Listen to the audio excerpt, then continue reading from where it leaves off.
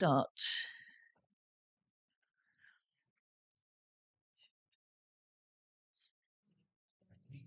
Indeed.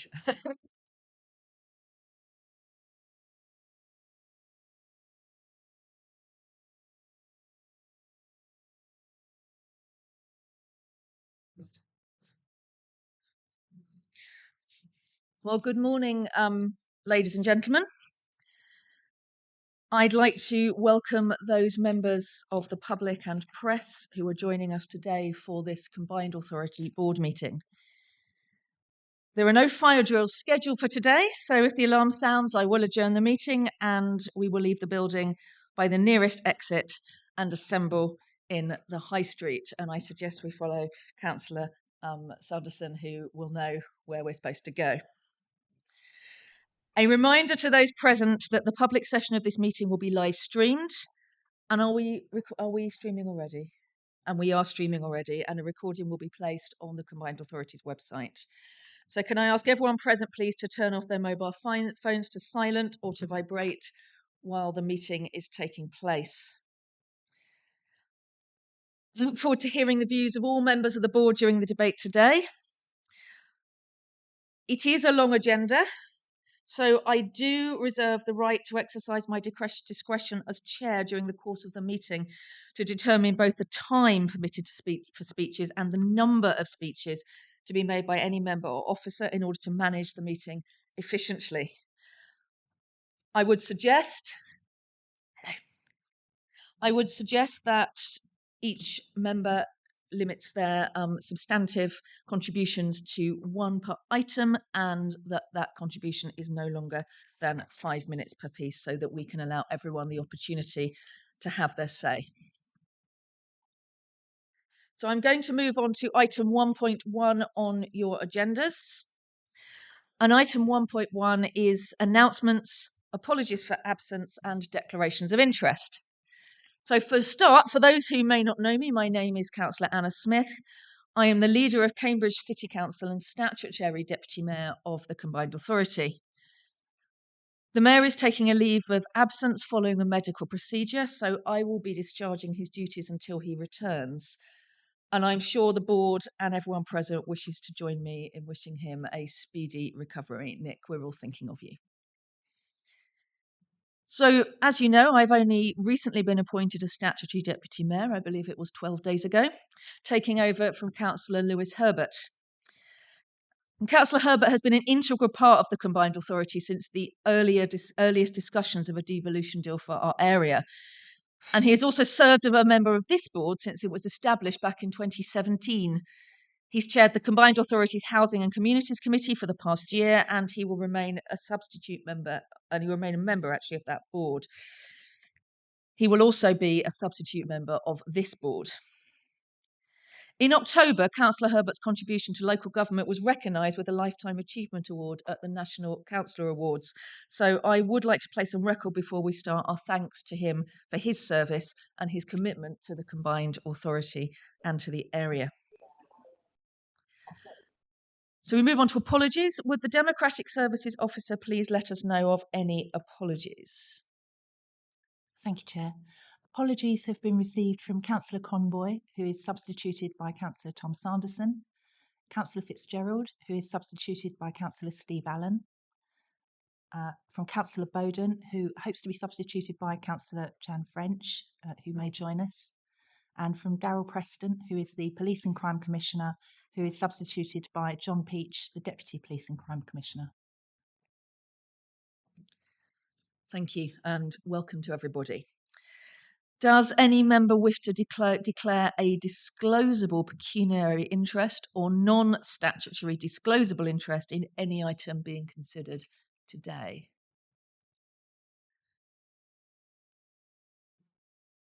Councillor Smith. Sorry, do I need to disclose an interest that at South Cambridgeshire we're the applicant for the money for the, for the solar farm at Waterbeach? Do I need to make? I don't. Okay, that's fine. Thank you. Thank you, and thank you for raising that. And my advice is always please do check if you're not sure, because we can always clarify that. And a reminder as well that declarations of interest can of course be made at any point during the meeting. So please just raise your hand if you have a declaration that you realise you need to make. So moving on to item 1.2, which is Combined Authority Board and Committee membership updates. This is an update on the Combined Authority Board and Committee membership. We're being asked to note and ratify a number of changes. This includes my nomination of Councillor Bridget Smith as the Chair of the Housing and Communities Committee for the remainder of the current municipal year. With the consent of the meeting, I propose to amend recommendation G to make it clear that in nominating Councillor Bridget Smith to this role, I am acting in place of the Mayor rather than in my position as Deputy Mayor. Does anyone object, or can that change be agreed? Thank you. Does anyone have any comments or questions, or can we also take these changes as agreed?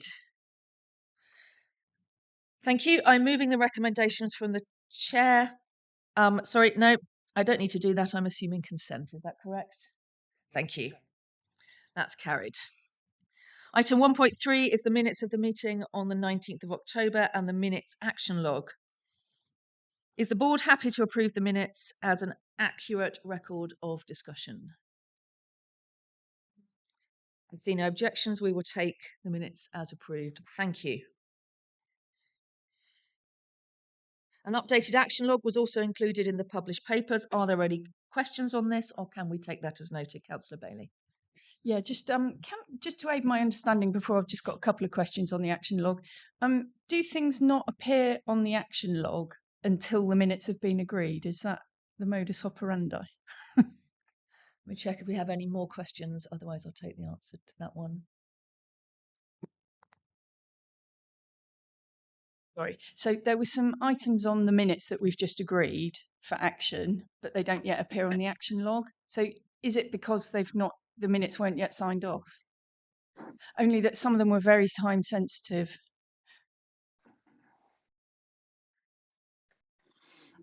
No, everything should be on the action log. Right, So if okay. anything's been missed, then do let me know. And I'll Fine. pick it up. Okay. So just a couple of things on that then, because I think there's some stuff that doesn't seem to appear on the action log unless I've just missed it, because there's a lot of papers. But there was talk on page 13 of the minutes. 13 out of 616 in our pack.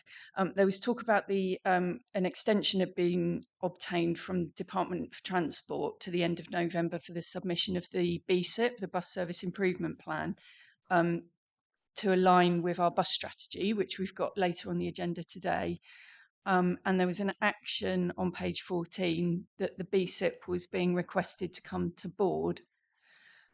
It didn't appear on the action log.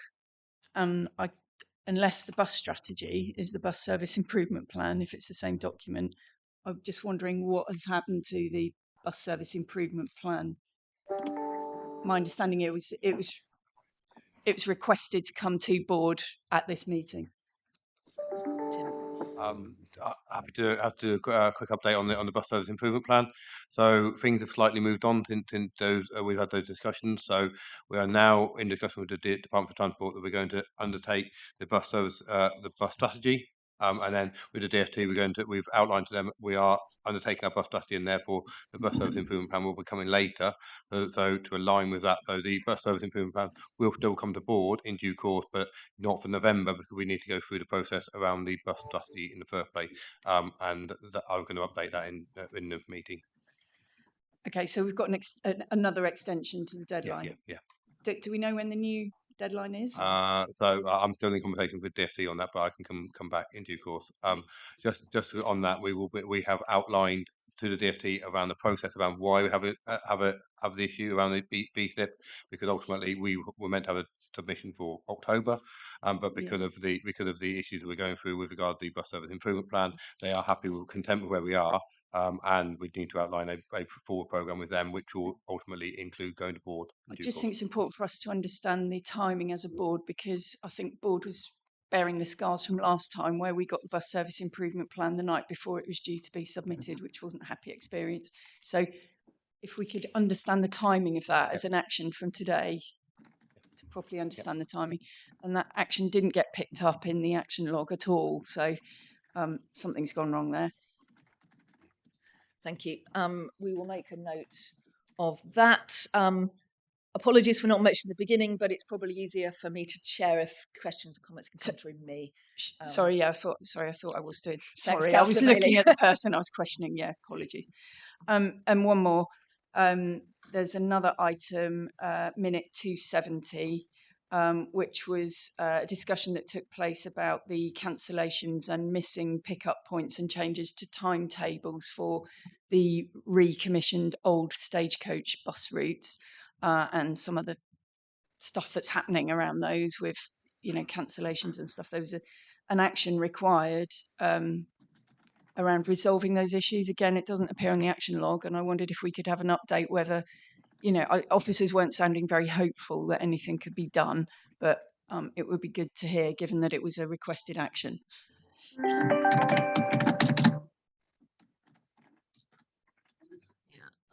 I'm being advised we take that on the bus strategy item. Thank you. Can we make sure the raise it action's getting picked up in the action log?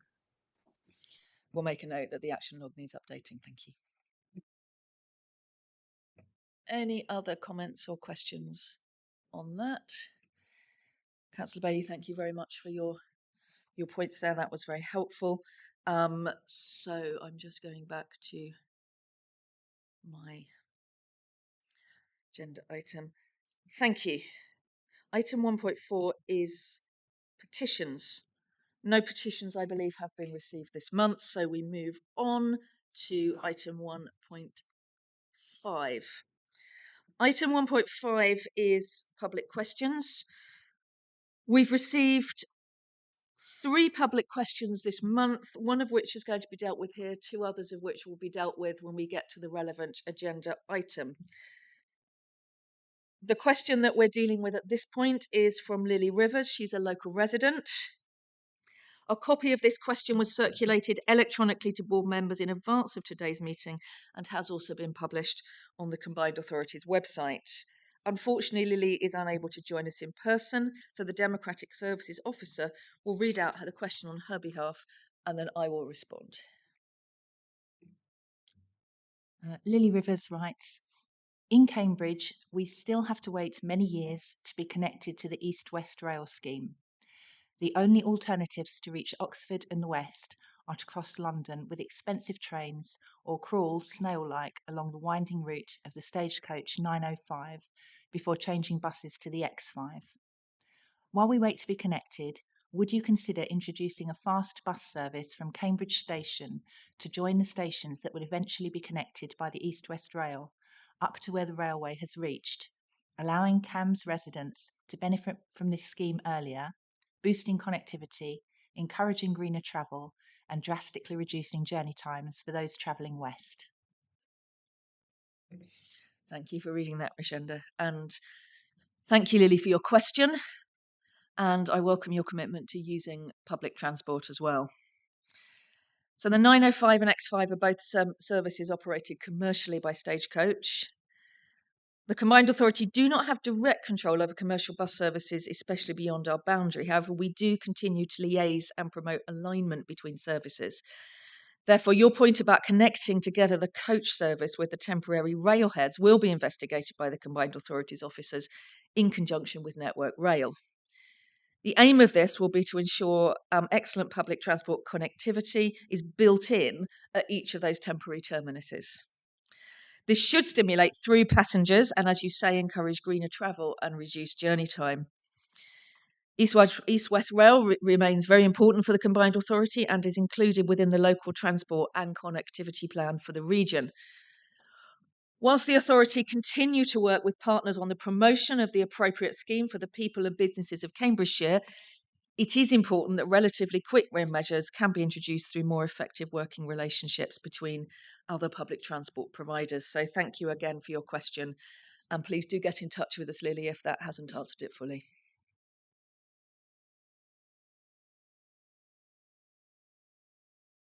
So we're now moving on to agenda item 2. And part 2 of the agenda relates to improvement. Item 2.1 is the new Combined Authority monthly highlights report for November, and Gordon Mitchell, our Chief Executive, will introduce the report. Gordon. Okay, thank you, Councillor Smith. Really just a few things to say. I mean, I've introduced this really because, I mean, for two reasons. One is there's such a strong focus on some of the corrective work and adjusting work we're needing to do that it sometimes might be difficult to see that there's an awful lot going on.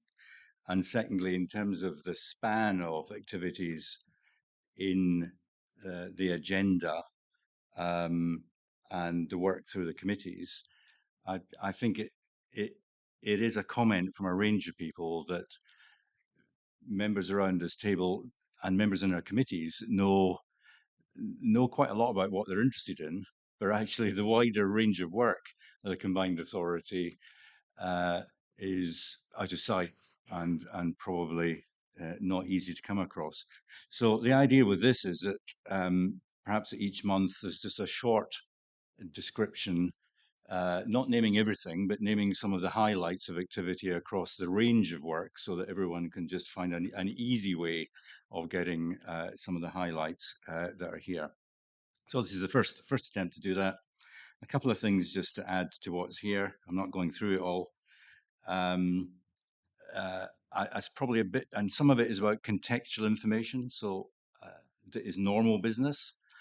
So there is a group called the M10, nothing particularly secret about it, but it's the 10 mayoral combined authorities have a significant infrastructure of meetings. And on a regular basis, there are meetings between particular specialist officers in policy and finance and communications. The chief executives meet, and in recent times around the autumn statement, I think we've met 3 times with senior officials from different departments, and the mayors meet. And again, in recent times, it's been about some of the asks for new ministers and a new government. And there's a sort of collective, in a number of cases, there are collective representations to new ministers in the cabinet about what the mayors of the combined authorities we like to see as a direction of travel. I think the second thing to pick out is, it's something we'll touch on later, but as it's been raised already, that some of the transport work, although there's a range of activity going on, the core starting point for an authority like this is the next phase of the local transport and connectivity plan. New guidance about the format of that has been imminent for some time. I think 6 months might be an understatement.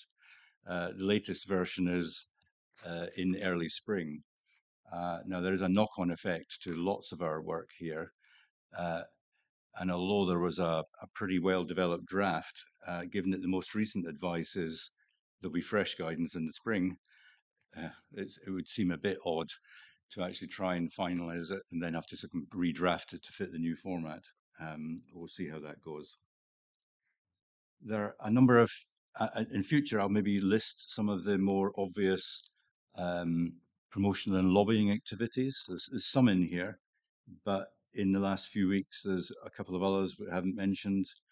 We were invited by the Levelling Up Select Committee in Parliament to make a submission, and we did so around some of the measures we thought would be helpful in general.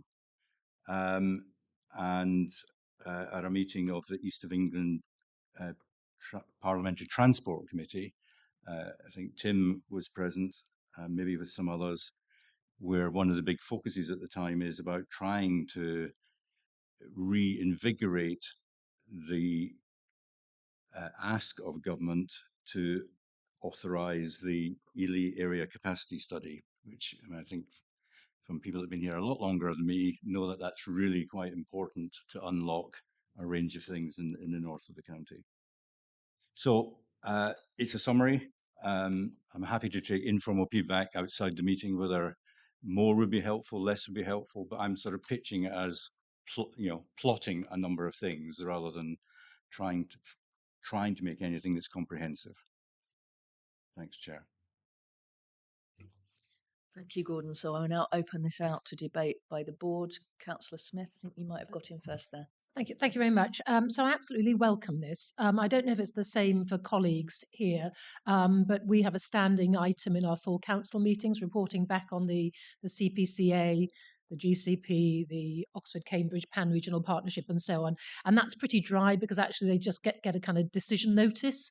And actually this adds a bit of meat and a bit of interest to it. So I'll be asking for this to be included in the reports that go to my full council as well. So very, very welcome. And I think it's a useful document for us as board members, when asked to demonstrate, the progress that's being made within this organisation and the added value, which we've already heard about from Councillor Bailey, that this organisation should be delivering for us. So great idea. Well done.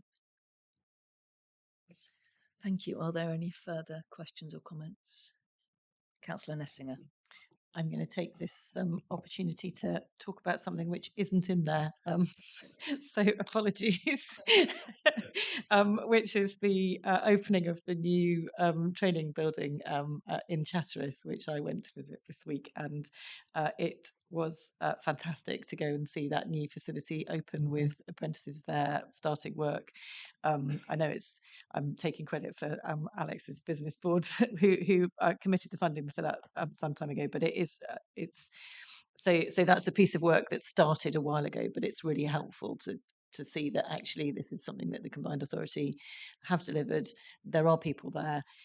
One of the bits of feedback from it was that part of the success of that building is going to depend on people being able to access it. So actually, in order to make it as effective and full of more people doing training as we would like it to be, we need to get our bus strategy right. But it was fantastic to be there. So sorry for hijacking your report to say that, but I just thought I would. Thank you.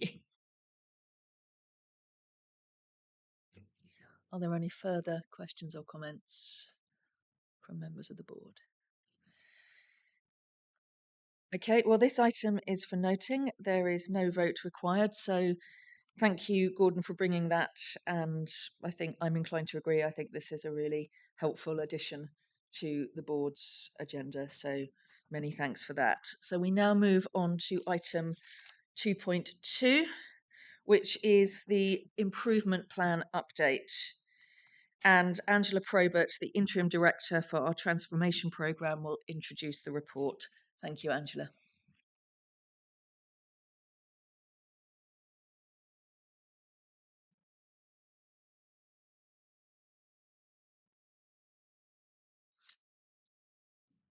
Thank you, Chair. The report that you have received sets out the progress that's been made in October across the 6 themes set out in the improvement plan. The highlight reports in the appendix give more detail and also set out activities that were planned to be undertaken in November. Chair, the approach taken to improvement is to also support the culture change required and to focus on what needs to change, how it will be achieved, involve key stakeholders in this, and work through the challenges that arise as a team in an ordered way. Over the first month, as set out in the report, we have made progress and continue to develop how further progress is made, and we keep a focus on what needs to be achieved. Members of the board have been involved in some discussions already, such as on vision, and there are items on the agenda, this agenda, on finance and also transport.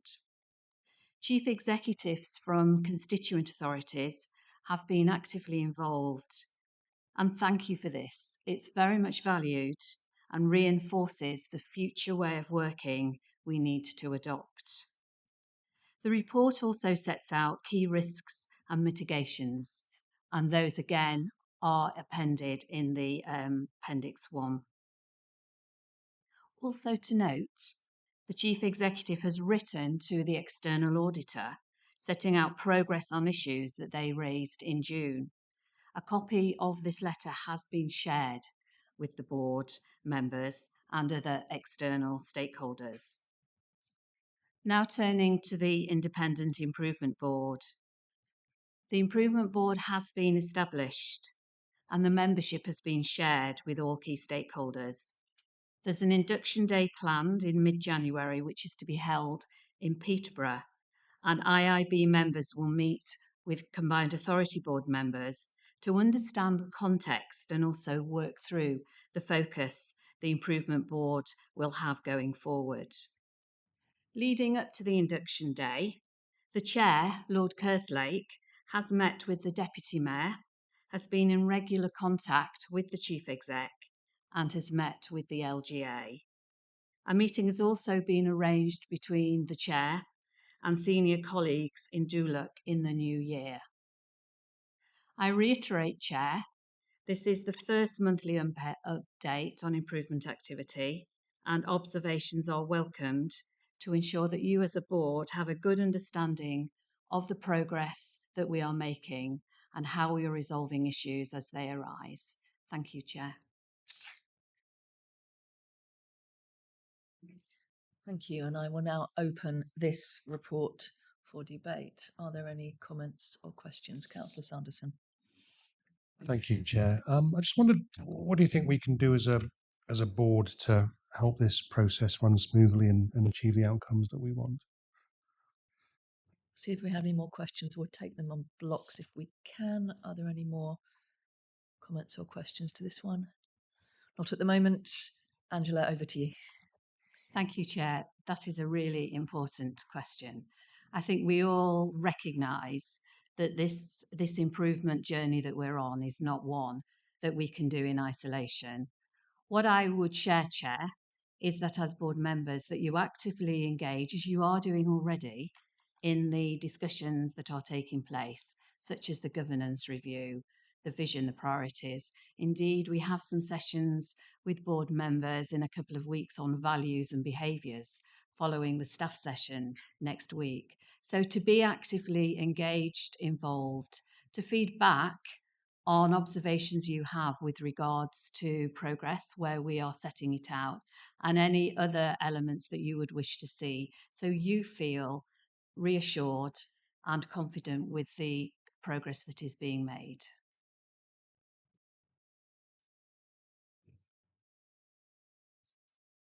Thank you. Councillor Murphy, I wonder if you may be able to give the board a short update on some of the constitutional work that you've been doing as part of this paper.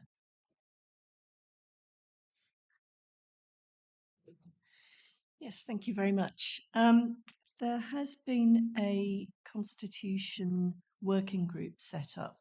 As board members are doubtless aware, we are under an obligation to review our constitution every year anyway. But the review of the constitution is not an isolated activity. It is very much integral with the other improvement activities that are going on. And they're to address the Constitution is where we set out what the rules are for decision making and behaviour and roles and responsibilities and how the work of the combined authority is conducted. And so it's a very fundamental bit of work. What I can say is that I'm satisfied. We've met once so far, and we are going to meet monthly. What I can say is that there is a systematic approach. There is very much a focus of being driven by members, by the governance work that has been done, the governance review. Is very much driven by these prior activities and decisions that have been made. And there is going to be a discussion about particular decisions that need to be made around which option, for example, things like delegating work to committees. We all think that subcommittees need to do more of the work, and that we have to not deal with every single item in the board from start to finish. We do need to share the work around, but the exact way in which we delegate and the way in which we call decisions in does need, there are various standard approaches to how we deal with that we will recognise from work in other committees. So those sort of ideas are going to be discussed with members prior to proposals coming to the board. So I'm very happy with the systematic and sort of values-driven approach that has been taken, and I'm happy to. I look forward very much to working on this. Thank you, Councillor Murphy. That's extremely helpful. And as we have a pause, Councillor French, welcome. Very good to meet you. Are there any further comments or questions? Councillor Bailey. Yeah, just one comment from me. Thank you for sharing the copy of the letter to Ernst & Young. I was a bit surprised that it didn't mention, governance failures. We have had serious governance failures in relation to no proper oversight and democratic input in relation to Ting, which we're going to talk about later. I do think it's important that when things go wrong, we're overt about that and that we're open and transparent and clear about it, because otherwise it does rather undermine, the idea of being an improving organisation. I appreciate they are very, that recent, past and recent issues, but I think it's important to recognise that. And, I was surprised not to see mention of it in the letter. Thank you. Gordon or Angela, which of you wants to take that one? Are there any other further questions before I pass that on? Gordon, over to you on that one then. Yeah, I agree with the general point from Councillor Bailey. We need to be pretty self-critical about some of the stuff, because there's an awful lot of change needs to happen. The response to the letter, of course, was a response to the letter and the issues that the external auditor raised. So it wasn't a more general update on life. It was, so maybe I take a couple of steps back. The auditor's letter is, first of all, it's a change of process for external auditors. So there was new guidance to how auditors should go about their business at the beginning of this year, and it was really in the wake of government being surprised in a number of instances around the country that things cropped up, quite often overspends being the most obvious thing, and because the external auditors only picked that up at the end of the year, it was sort of after the fact. And so government changed guidance to external auditors to say, as soon as you become aware of risks to progress and good governance in authorities, you should raise them, not leave it till the end of your end of year letter. And that's where this letter that arrived in June comes from, where the external auditor was aware of a range of things that had been raised and that he observed in one or more meetings around that time. And then he wrote it down and set out his assessment of some risks. So my note, and it was at his request, was a response to that letter. And of course, that letter will end. He will take that into account when he, as the external auditor, prepares the annual letter. And of course, it relates to the year 21-22, not this time. He'll have to decide how he makes some sort of link to activities into this year, but that's for him to decide. But the short answer is I was responding to his letter. Okay, thank you, Gordon. Are there any other further comments or questions on this item? So we've been asked to note the progress made against the actions set out in the CPCA improvement plan for October and the development of arrangements for the Independent Improvement Board. I'm sure that the board would like me to note our thanks to everyone concerned for the work that is being done here. It's very important work, and I know that it's work that we all take very seriously. So thank you to Angela, to Gordon, and to everyone else involved in this. So this is an item for note. No vote is required, which means we then move on to item 3.1, which is the Budget Monitor Report. Now, part 3 of the agenda in total, I'm just going to put these down, pick up my new set of paper here. Part 3 of the agenda relates to finance. So for item 3.1, John Alsop, Chief Finance Officer, will join us to introduce that report. Thank you, John. Over to you. Thank you, Chair. Good morning, members. So this report provides a forecast outturn position against revenue and capital budgets based on actual expenditure for the 6-month period to the end of September. The revenue forecast, summarised in the table under paragraph 3.1, shows an underspend for the year of about 9.3 million against a budget of 75 million. And as highlighted in previous board papers, the majority of this is the revenue element of the Net Zero Hub capital grants. So ultimately will not provide a genuine revenue saving to the combined authority for the year. The main changes from the October report reflects an increase in forecast income from treasury balances of about 1.3 million. That's reflecting increases in interest rates that we achieve from our treasury balances, and an improved overall forecast position on bus services, and that's mainly due to an additional about £500,000 of local transport fund grants from DfT. Details of the main movements in variance are given in Appendix 4. Turning to the capital programme, there's a summary of that in a table under paragraph 4.1.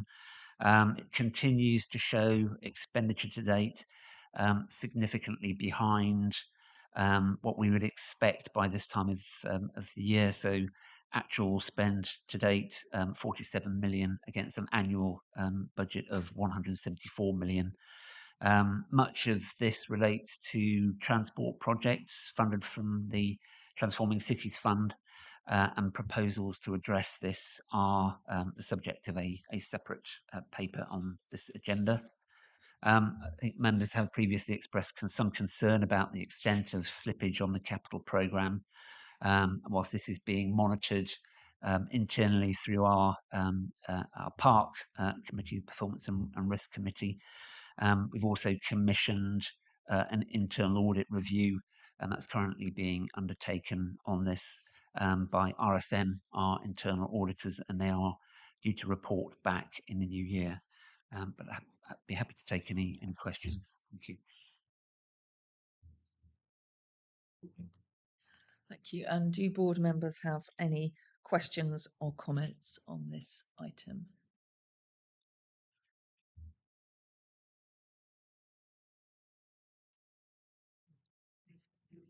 Sorry, I'm sure this is a question I should know the answer to. Just looking at 3.7, the spend on supported bus services offset by the grants received for DfT. Could you tell us a little bit more about those grants and when they were, well, when we knew about them, and whether they've changed? I might have to come just to just 1 second, John. That's fine. That Tim might be able to provide an update. I'm happy to have an answer outside the meeting. That's Yeah.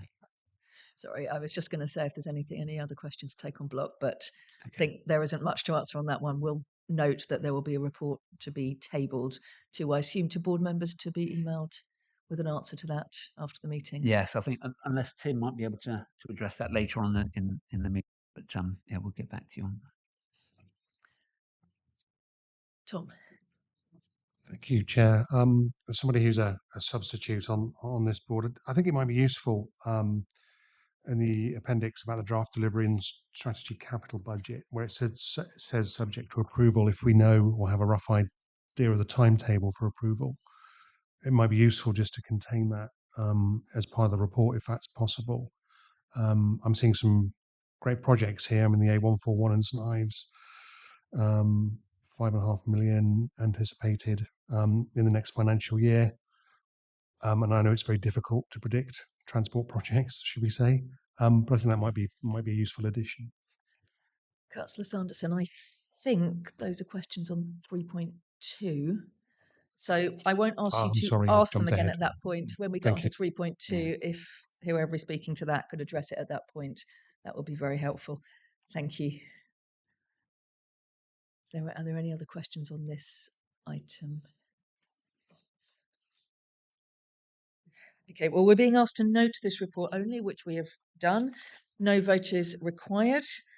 Thank you very much, John, for working on and presenting this report. We're now moving on to item 3.2, which is the draft 2030-24 budget and medium-term financial plan 23 to 27, where I think your question will be extremely pertinent. So thank you, Tom, for that in advance. John Alsop, Chief Financial Officer, stays with us to introduce this report. Okay, thank you, Chair. So this paper provides the board with a draft budget for 2023-24 and the medium-term financial plan for the period to 2026-27. And the board will be asked to approve for consultation purposes, along with the suggested timetable and list of consultees, which are actually set out in the Constitution. So members will recall that the 2022-23 budget setting process allocated the vast majority of funds which were available at that time across the lifetime of the MTFP to climate-related projects, transport, and skills. So the rolled over baseline position for this iteration of the MTFP in the 2023-24 budget had relatively little headroom, both in the revenue funds and capital programs to allocate. The baseline budget that we put forward to you today so far been reviewed by officers to update on expected drawdown profiles. We've increased provision against the risk of inflation, and we've also included some new funding and related expenditure lines, for example, from the UK Shared Prosperity Fund. The detailed approved budget and subject to approval budget lines for both revenue and capital set out in the appendices and in the funding summaries in the tables 1 and 2 under paragraph 2.28. Those funding summaries show expected balances available in each year of the medium-term financial plan, and they're made up of reserves brought forward, expected in-year funding, together with movement against those funds, both for already approved budget allocations and subject to approval expenditure. Overall, excuse me, overall balance for revenue at the end of each year and at the end of the MTFP period, both for revenue and capital, indicate that the budget is balanced and affordable before taking into account of a significant passenger transport budgetary pressure. Members are aware that the Combined Authority had to undertake an emergency re-procurement of bus routes following the withdrawal by a leading bus operator for a number of supported bus services. Whilst increased costs may be covered from savings in the current financial year from within the transport budget, we are anticipating a significant budget pressure in 23, 24 and beyond. And in order to address this, the board will need to consider options to either continue with the existing service, which will require additional funding in order to meet those costs, or to limit the provision of bus service to be contained within the existing available funding, or indeed to expand and improve the existing service provision, perhaps to deliver more or additional routes or with more frequent services. But again, that would require additional funding in excess of the existing service cost. If the board were to choose to maintain or to enhance current services, there's a range of funding options that could be considered. That could be including seeking contributions from constituent councils.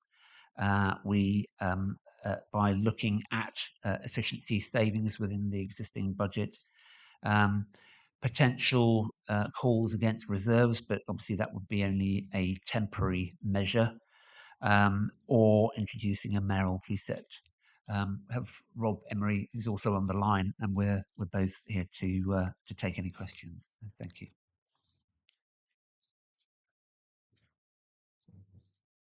Thank you, John. Perhaps we could start with just making sure we've covered off the entirety of Councillor Sanderson's question.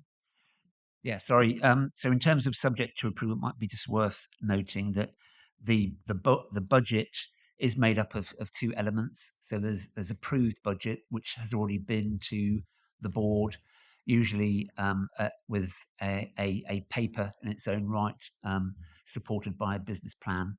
So those elements are already available to be drawn down. The subject to approval budgets are earmarked funding.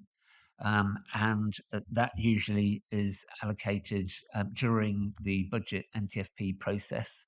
But those are still subject to approval, so those will need to come back to board with a dedicated paper, again, usually with a business plan, so that those projects can be decided upon by board before drawdown. And in terms of the timing, each of those, as they are coming through for approval, should be shown on the forward plan that is agreed by board on a regular basis.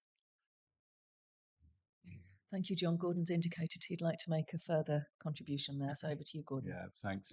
It's really a contextual point. I mean, local authority colleagues will know exactly how the uncertainty plays into the lead into your budgets. That's not generally been an issue in combined authorities to date, but it is this year. And that's obviously because of the national situation and the consideration about where funding might be restrained. And so in relation to combined authorities, we are under notice that Treasury is looking at several elements of revenue funding, some of it relating to the business board. So the core funding for the business board is under review nationally. And secondly, the mayoral capacity fund, which is usually an annual fund that is given, is under review, and there's no outcome of that. And thirdly, there was a general communication about looking at unspent capital funds about a month ago. That seems to be translating into a defined exercise, most of which we don't know the detail of yet, but where they're effectively going to go through in detail around some of our capital projects. I mean, there's no stated objective to that, but clearly it is about where money is genuinely uncommitted. I think the department clearly would want to be looking at the option of clawing back. I mean, that's what's been said. Exactly when we get clarity about any of these things is really unclear, but it does mean at this time there are a number of assumptions in here that might end up changing come, hopefully, it'll be clear by the January board. Thanks, Chair. Thank you. I think that's very useful context now. I have 3 people have indicated they wish to speak. I suggest, unless the questions or the answers are going to be terribly complicated, again, we try to take them in blocks of 3. So I will take John first. Just a brief question, which you sort of almost answered in your last few sentences. But when I was always in the local authority world, we always used to get very worried or excited in the lead up to Christmas. And we got our sort of statement a couple of weeks or 10 days before Christmas Day or whatever. Have you any indication this year when that will finally come? Just go to Alex and then Bridget. Thank you, Chair. I suppose it was in the context of Gordon's position, which is quite right, as to that level of uncertainty that MCAs have usually been somewhat preserved from, but not this time. I particularly want to draw attention to 2.18 in the report and the kind of philosophy that's flagged there, which it talks about the Combined Authority working collaboratively with its constituent authorities, with government and local businesses, to leverage other funds and maximise the impact. And in the conditions that we all face at the moment, it feels like that's never been more important. And it links with the philosophy in the earlier paper on the improvement plan. But however we can manage to work effectively together to use what resources we do have left after the swinging axe from Treasury that's no doubt going to come down upon our heads, then we must do so, because it is a point in time where working in that way will maximise the benefits we can deliver for the people and businesses of Cambridgeshire and Peterborough. So that I just wanted to put a bit of emphasis on that. I think it's really important. Thank you. Bridget. Thank you very much. So just picking up for some other clarity on Gordon's comments. So, if the revenue funding for the business board is pulled, what do we do? How does the business board run if there isn't a budget for it to run? And are the M10 discussing this? What's their plan? And in relation to unspent capital, we've already heard that we have a lot of capital projects that have not spent to the anticipated profile, but the money for those are all allocated and in most cases approved. Is that money at risk? But you said it's unspent capital may be claimed back, but have we got unspent unallocated capital as well as unspent allocated capital? So I just want to know, is everything at risk here really, and what's particularly at risk? Right, thank you. I think you're certainly going to want to answer the first one, aren't you there, Gordon? Is that right? I can answer part of it, and then maybe our finance colleagues can give you the right answer. I don't know if that's what. But in the general sense, I mean, Alex's point about needing to work with different partners to look at sensible collaboration where there's cost savings as a part of that. I mean, clearly that's an ongoing discussion, but I think the pressure to do that is much stronger. And clearly, from the CPCA point of view, there are some quite specific issues that could be pursued. I mean, they're not things that can happen in 2 weeks, but they are about. So if some of the improvement work were to go ahead, for instance, the number of meetings and the agenda items and the preparation for papers, if all of that were to adjust over a year or so, there would be a reduction in the cost of democratic services for one element, just because that's an overhead. It doesn't flex except by the amount of business we have. I mean, there are bigger issues which are probably over a year or two, which is if the aspiration is to have a much more unified approach to transport policy and transport delivery in the medium term, there is just a sort of blindingly obvious option, which is why do we have different teams with a range, transport policy teams, delivery teams, where there's a range of staff doing, in some cases, very similar work.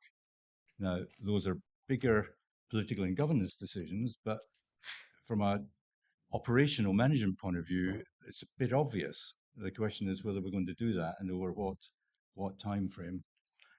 I'm not sure whether it's John or Rob around the technicality, what could be clawed back.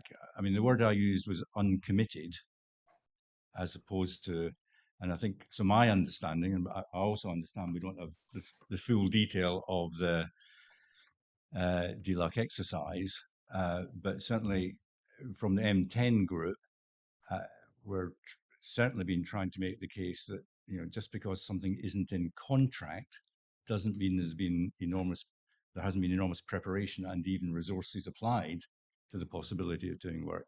So the definition needs to be narrow if there is to be clawback. That's my view, and that's what I'd be pushing for. But there may be a more technical answer that's come forward recently. Yeah. No, I think that's, there's lots in there in those questions. Obviously, we are each of the funding streams that we have are subject to separate discussions with. So, for example, the transport team has been talking to DfT about Transforming Cities Fund and the flexibility in that, and how that can be used. But we've always been conscious that a number of our significant funding streams were either coming to an end or have come to an end, and that would would create some sort of ongoing issues for us. So, and as was mentioned earlier on, we do have as one of the work streams in the improvement plan is looking to see where the next tranches of funding can come from, to look at sustainable future funding streams, but also developing a public affairs and bidding team, potentially to look at ways in which we can lobby central government and influence central government in order to invest in Cambridgeshire.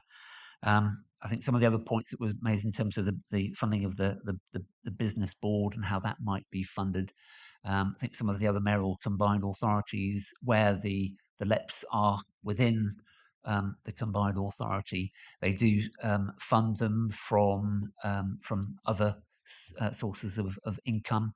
And indeed, the business board, I think, is partially funded from enterprise zone receipts that we get locally as well. So there are other alternatives that we can look at. If I may, Chair. The voice out of nowhere. Hopefully I'm appearing on the screen somewhere. Where's the voice coming from? Rob, please do go ahead. Just to pick up on the first question, which was around the draft local government settlement. I spoke to some civil servants earlier last week. They said that was due in the week running up to Christmas.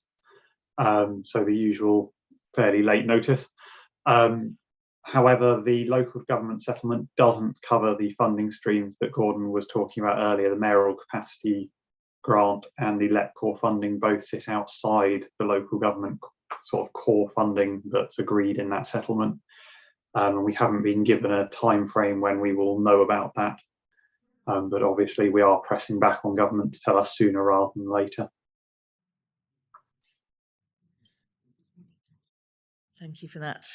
Now I'm just looking, I know I have a question from Lucy. I had a question from Jan. She's had to step out. Are there any more questions? Comment from Anna as well. So we'll go for Lucy and then we'll go for Anna. And if Jan is back in time, we'll take her question as well at that point. Thank you. I've got 3 quick points to make. The first one was around something that you mentioned, John, which was inflation risk. Inflation risk is obviously a huge problem for all of us in local government of whatever kind, and we are all facing the same enormous pressures on our budgets that many households around the country are facing as a result of inflation. I think there are particular issues with the combined authorities funding in respect of inflation, because our original settlement was a flat cash settlement, and therefore the impact of inflation on our budget over time is quite extreme. So if you could just clarify that I've got that correct, that would be helpful, because I think it's important for the public to understand the impact that has on our ability to do the things that we want to do. The second point I want to make is around one in particular of our possible funding sources, which is a levy on councils. And in relation to that inflation risk, I just want to flag up that certainly the county council is under pretty extreme financial pressure this year, and our budget gap has gone up in year from 19 million to 28 million, partly as a result of inflation. So largely as a result of inflation. So it would be very difficult for the combined authority to suddenly come and ask us for more money because we just don't have it. And I suspect that's also true for Peterborough. The final point I wanted to make is that I think if the combined authority is having to look at what are the things that it can do most effectively in times where our budget is very seriously challenged, as is probably the case for most local authorities at the moment, one of the things we should be doing is making sure that we are making the maximum use of the investments we've already made. And two very important ones of those are the Metalcraft Chatteris Training Centre that I mentioned earlier, and Peterborough University, both of which can have a really good impact on our local skills and training capacity, our capacity to grow our productivity as an area. But we do need to make sure that people have the ability to get to and from them. And I think that that should be high on our list of things to be thinking about. Thank you. Anna, do you want to add yours as well at this point? Yeah, thank you. It just seemed to me that there's one sort of big missing element in terms of the MTFP, and it was something I was going to ask about later when we talk about the bus strategy, but we haven't yet got a funding strategy for the bus strategy, and therefore, funding the bus service improvements is not sort of reflected anywhere in the MTFP, and obviously, long term, that's a glaring hole. I appreciate, it's early days and we've got decisions to make around how we deal with improving buses, but it's just not there, and just seems to be a big gap somehow. So just in terms of how we approach the budget setting process, I mean, just a few things that I wanted to say in advance of when we hit January and we've got to agree a balanced budget. So my understanding is that if it wasn't for the bus subsidy pressures, a balanced budget with the approved projects and the subject to approval projects could actually be presented to board. Of course, we've having to spend £750,000 on improvement, which is regrettable but necessary. I'd understood the inflationary budget pressures and the new pressures from the bus subsidies. The board would be reviewing all of those projects that were allocated alongside these pressures, knowing these pressures, that we would be reviewing all of the projects that we allocated in a big rush last December and take a fresh view, about how we prioritise our spend. And I think that is absolutely necessary. We've had red, amber, green ratings against the projects. I can't really see that work being reflected yet in the draft budget, but maybe that's to come. Obviously, we've got to make difficult choices. So I'd like to understand a bit about how we're proposing to go about that and when that will happen, because obviously January's looming massively. I do think at item 2.28, there's a list there about how we can potentially, help to make these decisions. And I think that at 2.28, we should expressly include the review of the projects that we agreed last December. So I want to understand, why some projects like Snailwell Loop, which we're going to discuss later, are being singled out for decision now separately, whilst other projects seem to be forging ahead. There's some projects set out at item 4.2 in the papers today. So, we've got to be realistic here. We've got a choice between vital bus services and other projects that were agreed in a great big rush in December last year. And my view is that I would choose to prioritise vital bus services before some projects. And while some of those projects are absolutely laudable, they're not necessarily the primary function of this organisation. They are functions that could be argued to belong to constituent authorities first and foremost. I cite the items that are on later today: the Waterbeach Renewable Energy for the Waste Depot and the Cambridge Chalk Stream projects. Fantastic projects. I'm not decrying them in any way, and given an easy budget situation, I would be absolutely supporting those, but they are primarily not the responsibility, let's say, of this organisation, and they are expensive. So I'd like to clearly see the options set out to aid members in making these choices.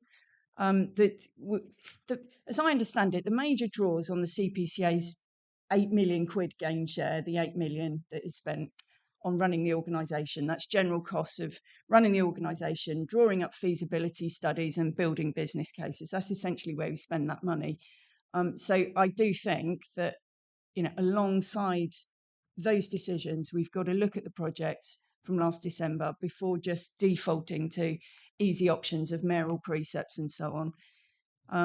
And later on, I've got a call in on the Ting item, and that is one of those items that we have to look at incredibly carefully. It's an expensive budget item. And just as a suggestion, in terms of the Housing Directorate, I've long been saying that with the loss of the housing remit, the old £500,000 cost of the Directorate which despite the deletion of the director post is still in these budget figures at 407,000. That absolutely has to be reviewed. I truly believe there's definite scope to reduce that cost and put money back into our coffers, and I think we need to look at that. So it just feels like there's a huge amount of work to do before we can get to, before we can get to properly prioritising what we want to do and how we want to do it. And I'd like to hear a bit more about how we're proposing to have those discussions.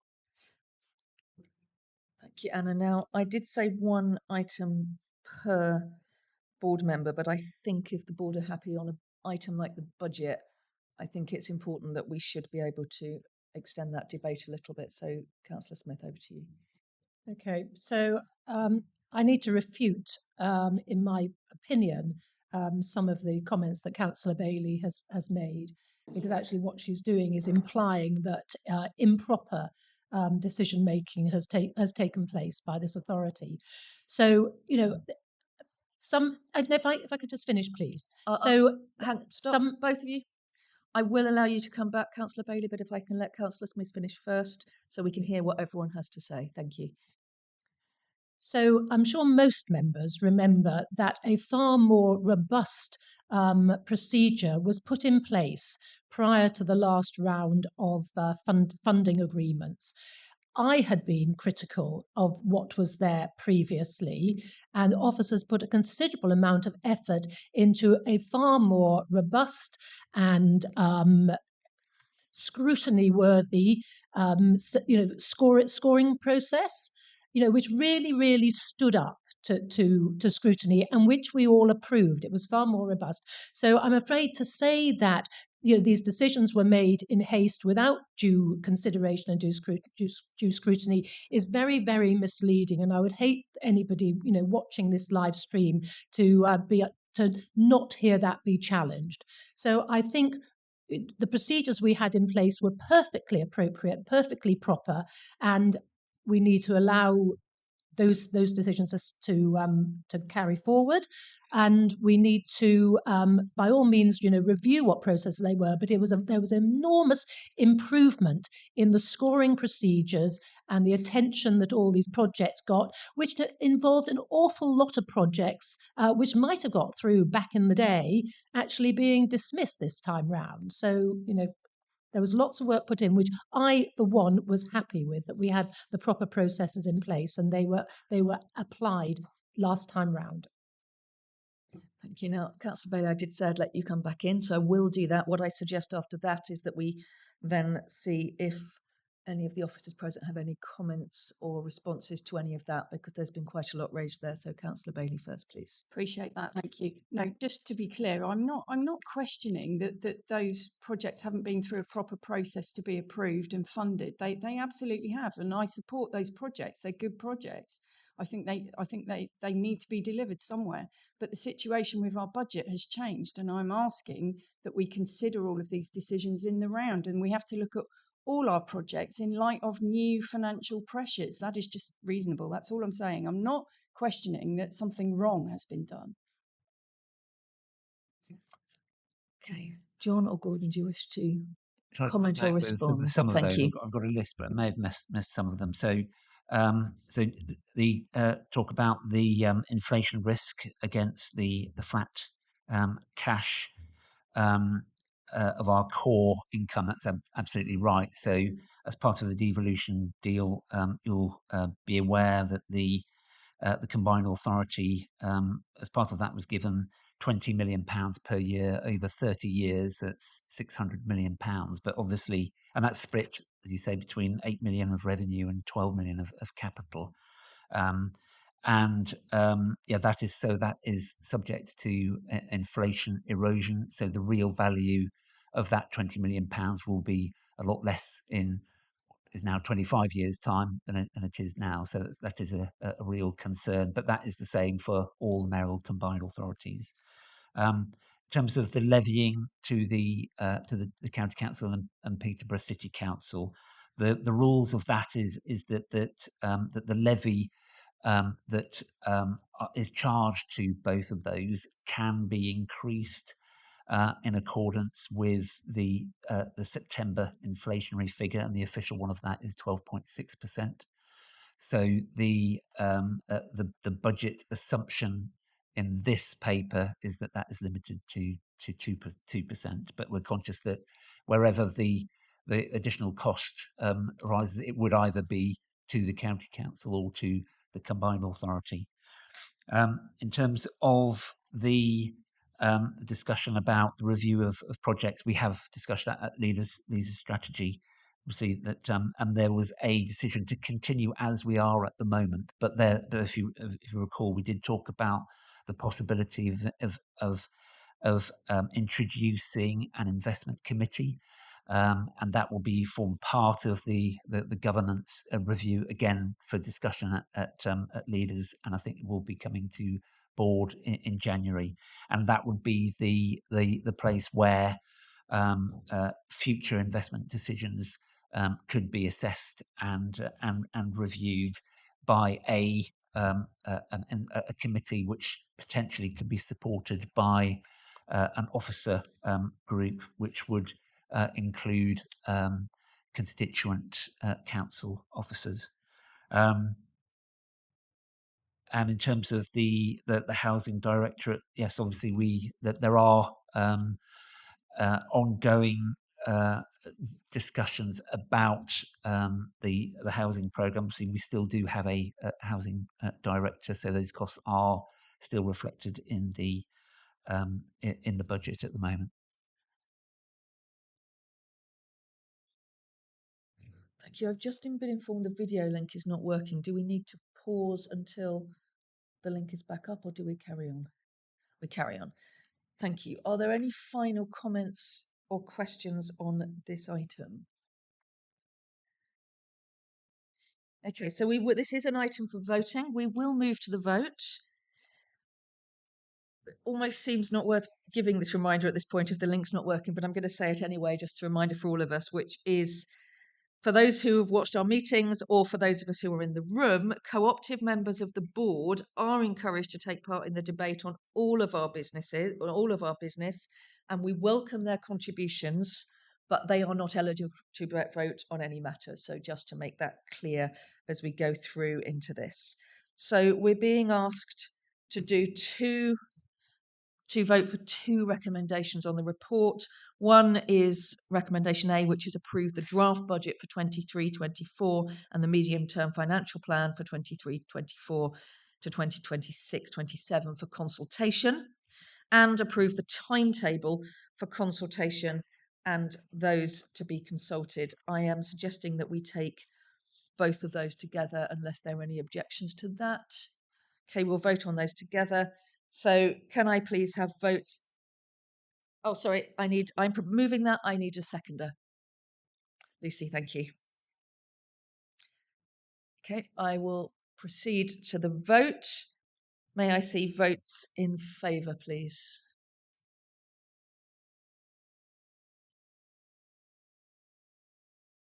How many votes is that? That's 5 votes. May I see votes against, please? No votes against. And may I see abstentions, please? That's 3 abstentions.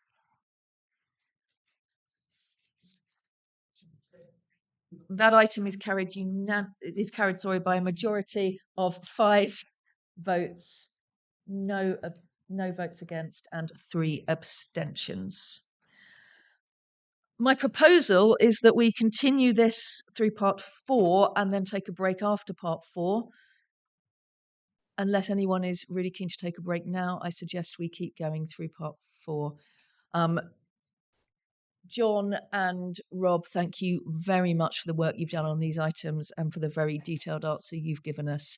I'm sure that the board is very grateful for your contributions. Okay, so we now move to item 4 of the agenda. Now, with regards to item 4, it appears from discussions beforehand that there is a broad consensus around these items. So I propose to hear items 4.1 to 4.5 on block, and then we will, once having had a general discussion, we will take a vote at the end of that, unless I hear any objections at this point. Okay, I have no objections, so I will then be asking Councillor Bridget Smith, who is the lead member for Environment and Climate Change, to say a few words in introduction to item 4. Thank you, Bridget. Thank you. So I'll just start off with the energy hub, about which I know a lot now, and particularly after I subbed for the mayor at a really good conference a couple of weeks ago, which was done jointly with the Danish Embassy, talking about district heat and Swaffham in particular. So that was really excellent. So this paper is just giving delegated powers to sort out the kind of logistics and governance of it. So it's pretty straightforward. You should be aware that we are the accountable body. I've met the staff who we employ, who are people of extremely high caliber, absolutely passionate about what they do. The purpose of this body, which doesn't represent any of us in the room here, but the LEP, the business board, is a member of it, is to support local authorities that lack the capacity and capability to develop their own net zero projects, and to share learning between them. So, we all have different ways of doing it, but it is supporting, I think, about 170, local authorities elsewhere. So the work they're doing now is impressive, and I can't wait to see some more district heating as a result of the conference. So that's that one. Do you want me just to, Chair, sort of romp through them? Please do, that would be very helpful. Okay, that's fine. So the next one was the climate and strategy business case. So this was in relation to two schemes which we've already approved, but which the business cases have now been submitted for.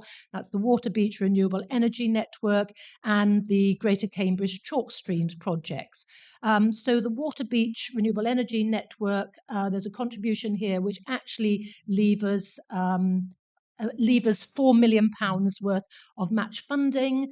It gives us much greater resilience to problems with energy, which we now know are very real as a result of the Ukrainian crisis.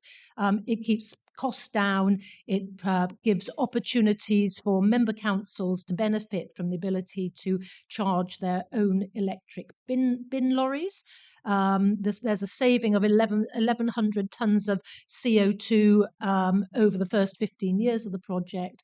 And it's exactly the sort of project that we as a combined authority, particularly bearing in mind the recommendations of the independent climate body to move our own operations to zero carbon, but also support our districts to be zero carbon. So that was that one. The chalk streams work is led by Cambridge City Council. And again, there's been a massive outcry in this area about the damage to the chalk streams from extraction from them. The heat wave this summer has made the situation far worse. And again, thinking back to the Independent Commission, again, this is exactly the sort of thing we should be doing. And that's a relatively small sum of money. So that's that one. Romping speedily on to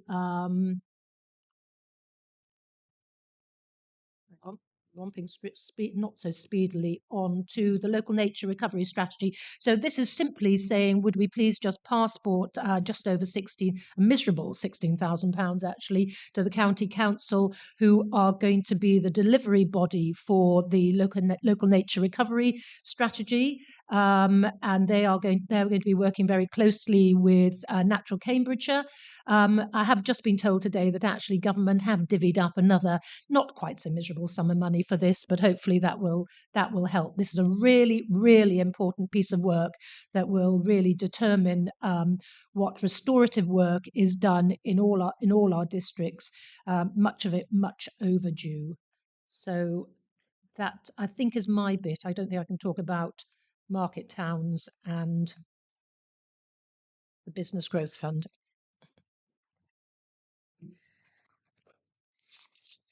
Thank you. I know that we were going to have Domenico Cirillo talking to item 4.4. I know that he is not available. We have Steve online to speak to item 4.4. We also have a public question on this. So after we've heard from Steve, we'll take the public question, then we'll open everything out to debate at the end. Thank you, Chair. Good morning, Board.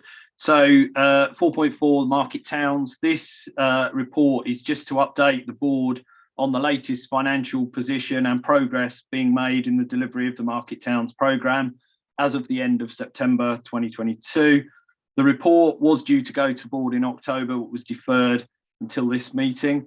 The report also seeks Board approval of a revised project expenditure for the list of projects and renewed forecasts for the remaining programme. That's listed at 3.4 and 3.5 in the report. And the report also seeks reallocation of underspend from some of the closed or completed projects within the programme portfolio, and that's listed as in per section 4 of the report. And this relates to projects in Whittlesea and Chatteris. That's a very quick synopsis of the report. Would you like me to press on to 4.5? I think that would be excellent. Thank you, Steve. Yep, so 4.5, this is the Business Investment Fund. So this report is seeking approval of the full business case and approval of the release of funding within the subject to approval line in the medium-term financial plan. The report is also seeking approval to delegation to officers to commence delivery and undertake procurement of delivery partners for this project. If approved, the project will be securing £10 million, 9.5 million of capital and 500,000 of revenue to move into delivery phase of the project. The full business case builds on the full business case was approved at the Park, so the Performance and Risk Committee on the 3rd of November, and it builds on the strategic outline business case that was approved at Park in July this year. The objectives of the fund, it's a co-investment fund to provide growth funding for SMEs in our key sectors, as well as support in the emerging green tech sector. It's also to provide a source of funding to local third sector and social enterprise businesses, these with projects that contain an element of social impact. And it's to increase the growth generally of businesses in contributing towards the delivery of the economic growth strategy. And that's it really. The fund will be run in two parts. As I say, the larger part co-investing, the smaller part to the mayoral priority of social investing with third sector, community and social businesses. Hopefully that's enough there. Oh, just to add, sorry, the business board did provide input into the development of the strategic outline business case and then this full business case, and the business board has been formally consulted on this full business case and has been given fully endorsed by the business board to be recommended to the Combined Authority. Thank you. So before I open that out for comment, we have a public question on item 4.4 from Robin Sutton, a local resident who is also representing the Friends of the Manor. As Mr. Sutton is unable to join us in person, his question will be read out by the Democratic Services Officer, and a copy of the question was circulated in advance to the board for information and will be published on the meeting webpage. Robin Sutton writes, the project list proposed for Whittlesea seems to have been a victim of unexpected and drastically changed situations. The southern bypass has escalated in cost, originally estimated at £50,000, now £255,750, and the energy crisis has led to consideration of capital funding from Fenland District Council of solar panels for all 4 leisure centres.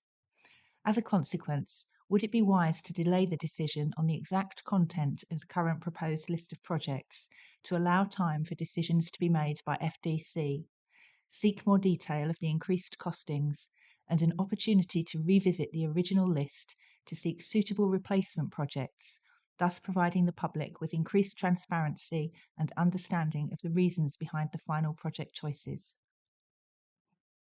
Thank you. So this question has been addressed directly to Councillor Bowden, and as he is unable to attend today's meeting, he has offered a written response, which will be sent to Mr. Sutton and will be published in the usual way. So, Mr. Sutton, thank you for your question. Are we able to Councillor Smith? hear the response? It will be circulated. It's quite a long one, so is we it? will Okay, make sure right, that's fine, thank you. circulated. Jan? Yes, thank you. It is a very long written response, and I don't think it would really be appropriate. I mean, I'm quite happy to read out, the first paragraph, but it's a very, very lengthy response. And Councillor Bowden has been working on this extremely hard to get it right. But you're happy to have the copy. If people are happy with that, I'm more than happy to have that circulated. But thank you for being willing to read that out for us as well. Sorry, Chair, is it worth just saying the gist of the gist of the answer is actually the District Council with local partners have been working on different issues and looking at choices. And so while the individual might have a view about a different way of process of doing it, actually in practice, for all these market town funds, we've actually been relying on local partners to identify the most important things to do. And I think that's the gist of what Councillor Bowden's really explaining. If I can just come back and explain very quickly, we have a very complicated workings with the leisure centres. So it's not just a case of he wants some panels on the leisure centre. The contract is a very complicated one, and we're not prepared just to throw money at it. So that's why Councillor Bowden is working, and the whole of Fenland are working to come to a compromise on this. Okay, Jan, and thank you for giving us a taster of that longer answer, and we'll make sure that is put up. Thank you very much. Right, I am now proceeding to open this out for questions and comments on any of the item 4 pieces that we have heard. Would anybody like to speak to any of those items? Councillor Bailey, anyone else before take that? Councillor Bailey, Just the the floor is only thing yours. to note, I wonder if I'm not quite sure how you're going to handle the voting, but on item 4.2, which is the investment into the business cases and approving the business cases and the funding for 2 projects, and I want to make it absolutely clear that this is not because I don't support projects; it's because of what I said about having to prioritise our budget, and I would prefer that we looked at these in that context, knowing what's coming about bus services. So I'm just flagging that I would like to abstain, but to make it clear that it's not that I don't support these projects. And I think, if they wanted to come forward at the same time as our rest of our budget priorities, that would be good, because then we could make the choices. But I would. Sorry, I didn't flag it yesterday, but I would look to abstain on 4.2. Okay, well, in which case we'll take a separate vote on 4.2 so that can be recorded. Are there any other comments or points to raise? Okay, so I propose that we first take a vote on item 4.2 and then we take a vote on block on items 4.1 and 4.3, 4 and 5. So, first of all, item 4.2, Councillor Bridget Smith will be moving the recommendations as lead member for the Environment and Climate Change. Do you have a seconder, Councillor Smith? Councillor Nessinger. So, as I know that this will not be a unanimous vote, we will move to the vote. Can I please have votes in favour of the recommendations on item 4.2?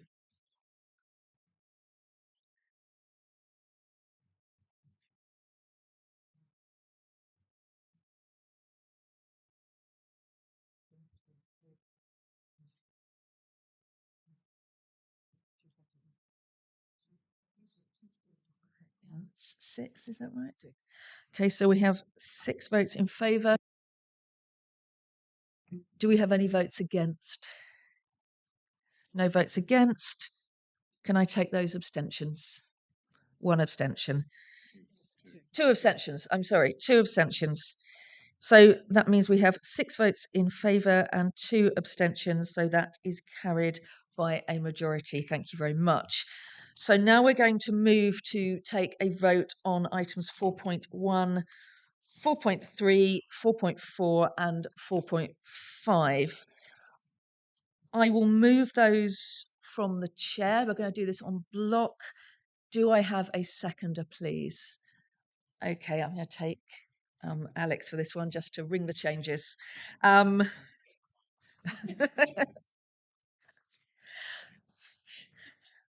just to note that although we are taking these recommendations, we have to vote on each of these. Item 4.1 also includes some items for note as well as some items for voting. So can I have votes in favour of that block of items, please?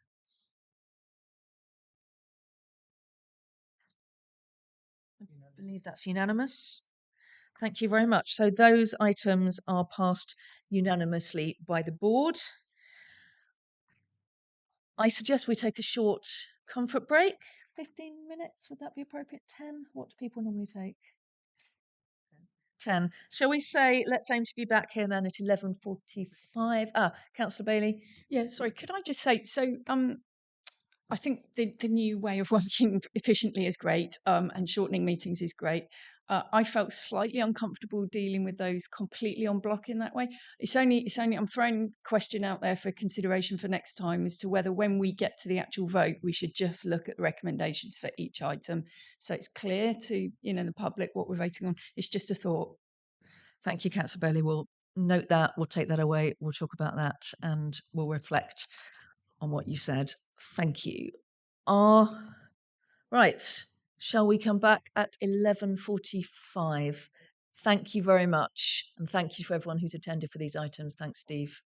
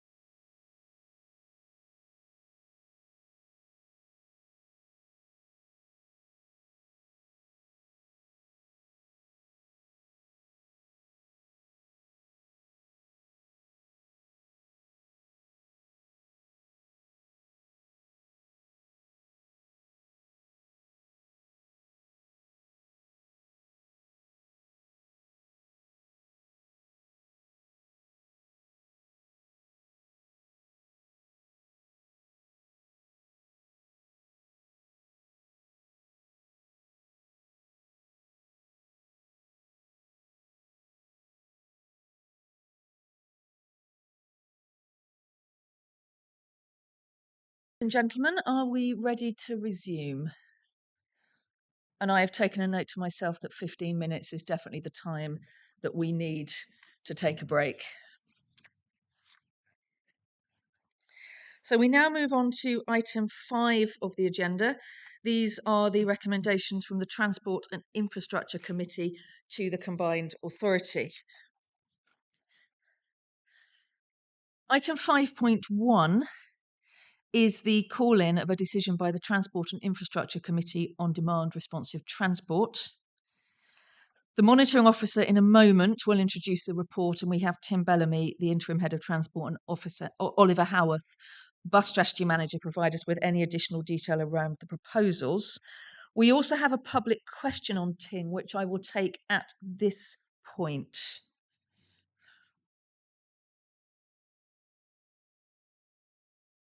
My apologies.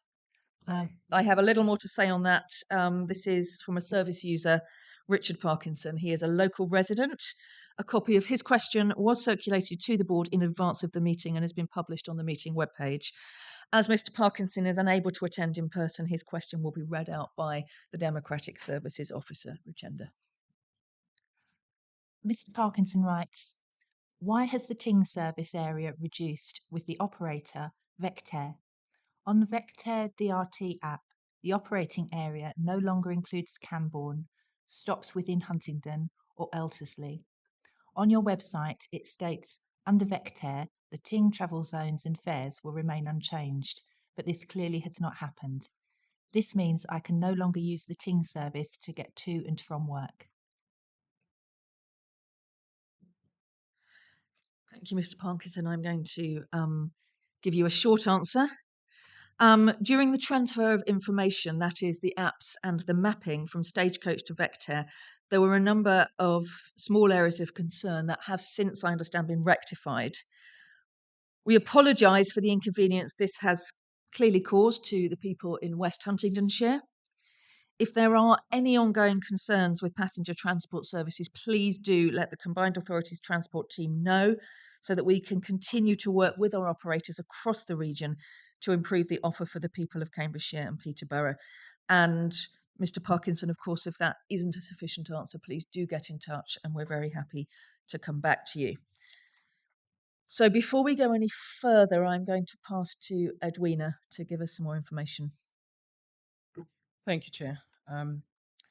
Item 5.1 relates to a call-in of a decision made by the Transport and Infrastructure Committee in accordance with the constitutional rules. So under the Constitution, where 3 members request for a call-in and that is sent in writing to the monitoring officer, then the monitoring officer shall refer the matter to the next board meeting or call in a board meeting. And I can confirm that those rules were met. So due to the call-in, this report has been published for the consideration of the board. And in accordance with the Constitution, Chapter 11, Rule 7.4, the options are set out. Well, slightly before that, 7.1 sets out, 7.1 to 7.3 sets out the procedure, and then 7.4 confirms what the board can do when deciding a call-in.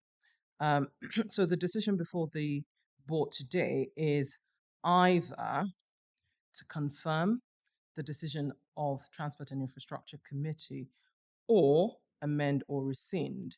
So from my reading of the Constitution, there are basically 2 options available to the board, even though it's sort of set out as 3 options, because the way 7.4 is drafted, it says either confirm, comma, amend or rescind. But those options are set out in the report that is before the board and has been published.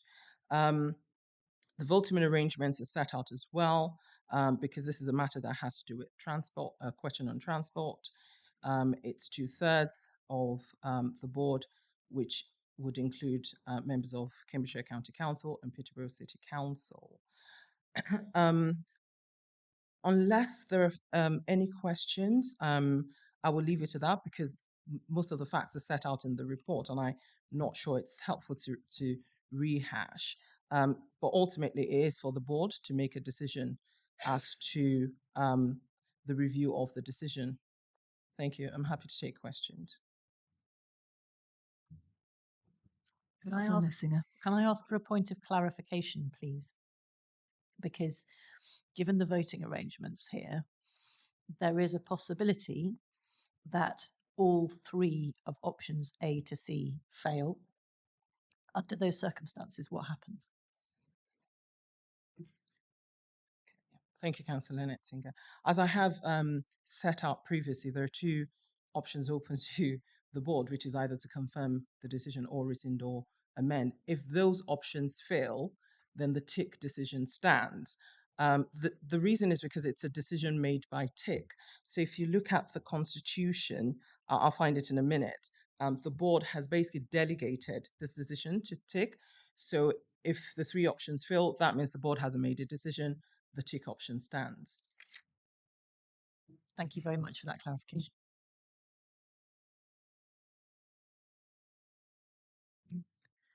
Thank you. So at this point, I will ask Tim Bellamy and Oliver Howarth to provide us with additional details as required.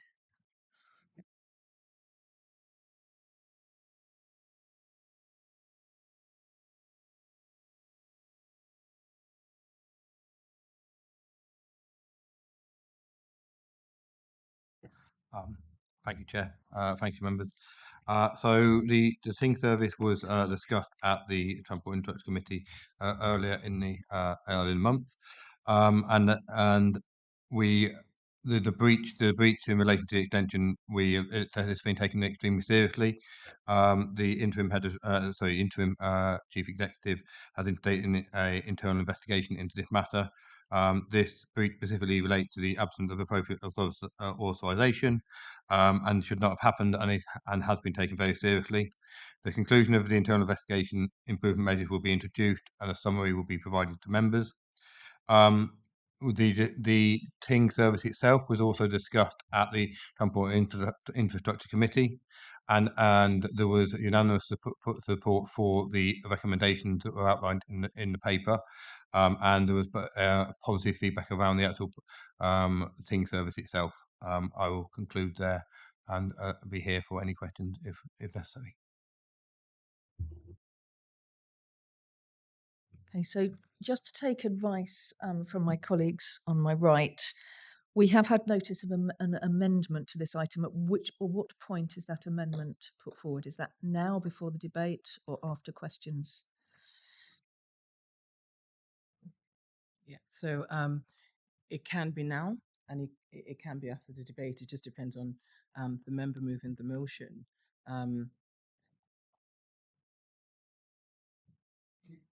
What I would like to do, if this is acceptable, is speak to the reason why I've called the item in, and then hear back from other members, and then put the amendment if it's still seems like the right thing to do, if that's acceptable.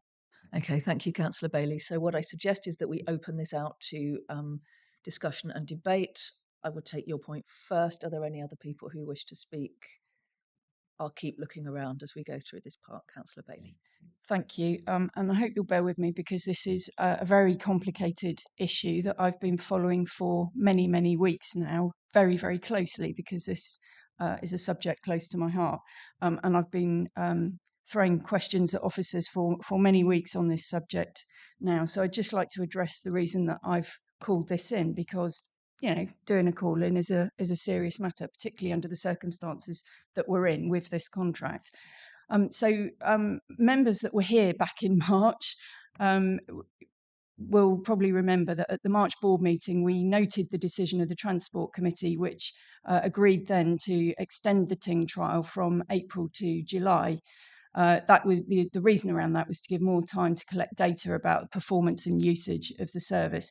And at that meeting, quite a few members expressed reservations about the cost and efficiency of demand responsive transport generally, and therefore requested and indeed received assurances that information would come back to the board at the end of the pilot period.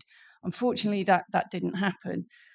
Now, I support the idea of piloting new services and creative solutions to transport issues. It's exactly the sort of thing that CPCA should be doing. And there's no doubt in my mind at all that Ting offers residents a fantastic personalised service at a fare of only £1 per passenger journey. You know, it's not surprising to me that it's incredibly popular at all. However, I want board members to understand that every single journey that is taken on Ting during its first year of operation cost a whopping £16.20 in public subsidy.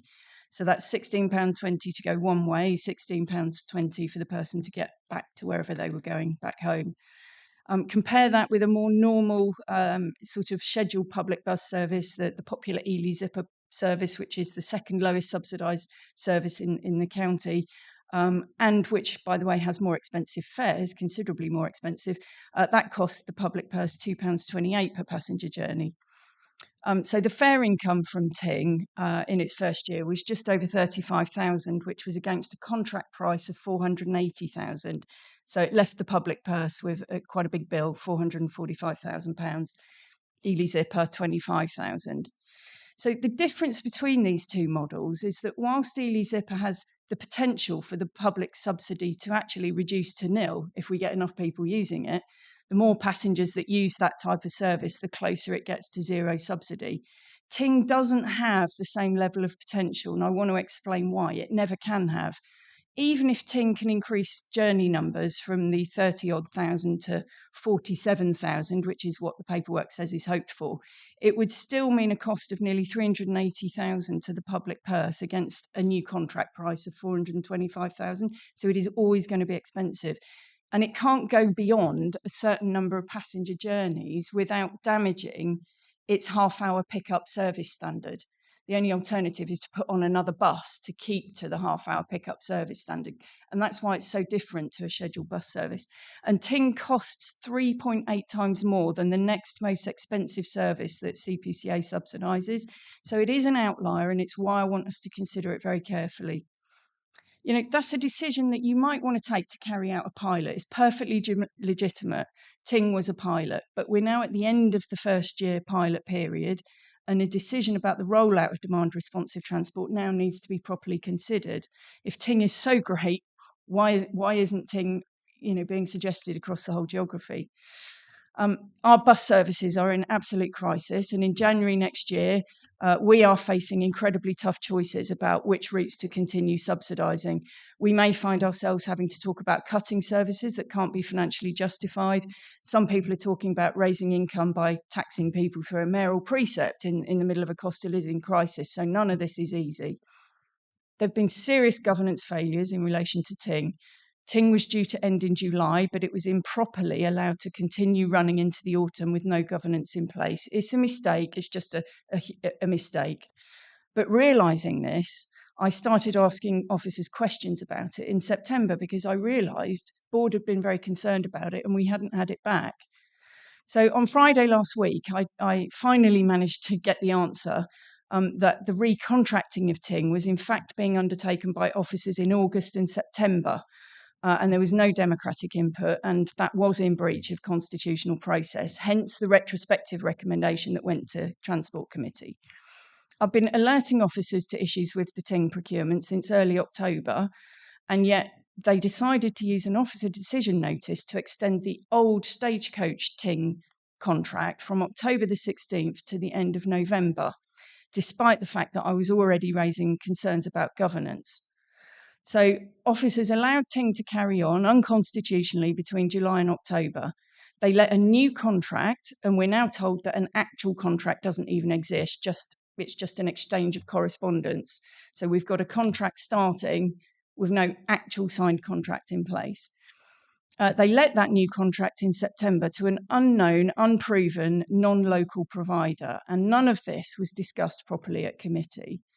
And because the provider wasn't ready to go by the start date, they used an officer decision notice so that people weren't left in the lurch. And that was a truly exorbitant cost of £75,000 for 6 weeks of service.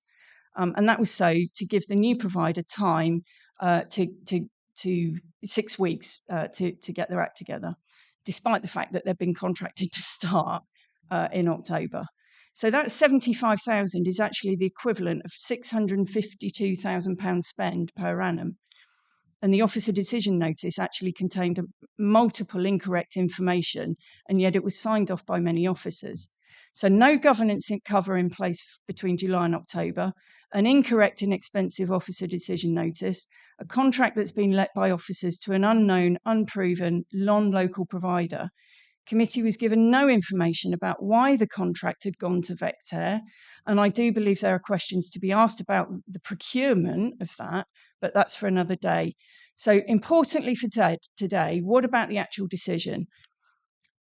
Honestly, I'm appalled that at the very time the combined authority and all of us were busy scrambling to save the AXT stagecoach services, knowing that all subsidised routes would be under threat and on the cutting room floor early next year.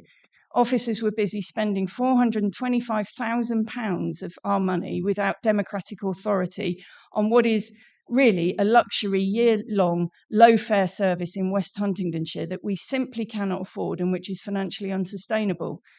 The AXT stagecoach services and other subsidised routes were all agreed with the contract end date of the end of March. Everything was aligned for the end of March, so that all services were aligned at the same time and decisions about subsidies could be taken in the round, which is absolutely sensible. If we're going to save as many services as possible next year, we cannot possibly consider funding the rollout of Ting. We can't start operating it in all the rural areas across the rest of the county because it's simply unaffordable. So my question is, why should one particular area, which has already got 3 scheduled bus services operating in its patch, why should it get special treatment in this way? Now, I don't want Ting users to be left in the lurch, and they deserve notice of any changes if we decide any changes. So depending on the conversation later, I may put an amendment which seeks to bring the contract length into line with the rest of the subsidies to the end of March so that all services can be considered together next year. The recontracting of Ting with no democratic input in breach of process is just wrong. Spending £425,000 on a service in one location that the combined authority cannot possibly afford to replicate elsewhere, and when we're facing cuts to other bus services, is wrong. I've been put under huge pressure, inappropriate pressure actually, to withdraw this call-in, but it's my job, it's our job to protect the public purse, it's our job to ensure decisions are taken properly with correct information, and we owe it to our residents and to bus users across Cambridgeshire and Peterborough to at least ensure this is dealt with properly and fairly. Thank you for giving me the time. Thank you. I believe, Edwina, you wish to make some clarifications and to provide some extra information before I will then go to Councillor Smith. Thank you, Chair. There are some, Councillor Bailey's mentioned 2 matters that I think would benefit from legal advice. And in that instance, I would suggest that the meeting goes into an exempt session just for me to provide legal advice to the board, and then the meeting can be reopened. Thank you. What is the procedure for exempt session? Do I simply announce it? Yes, so you would just ask if members are happy to go into an exempt session. I can provide the reason for that. It's in Schedule 12A. I think it's Rule 4, a matter of legal advice. So if board members are happy, then, sorry, I think Councillor. I'd quite like to say what I'm going to say in public session because it's not contentious. It's not about any detail. I'm making some general statements. I'd quite like to make them while we're still in public session, if I may. So yeah, we will come back into public. The closed session is just so I can give legal advice to the board. Yes, my understanding is we will simply pause for legal advice, hear that legal advice in closed session, then we will reopen into public session and you will be able to make your comments in public session at that point. So given the advice we are receiving on legal grounds, are we happy to go into exempt session, closed session at this point? I need to propose that. I will propose it. I will take a seconder from Bridget. Thank you. Okay, we are now in. So I now adjourn the public meeting. I believe that.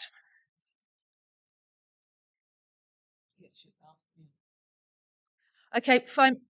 Sorry, this is my first time going through this particular procedure. Please pause in the public gallery. Are we agreed? May I have a vote? Those in favour? Thank you. And thank you for your help on that.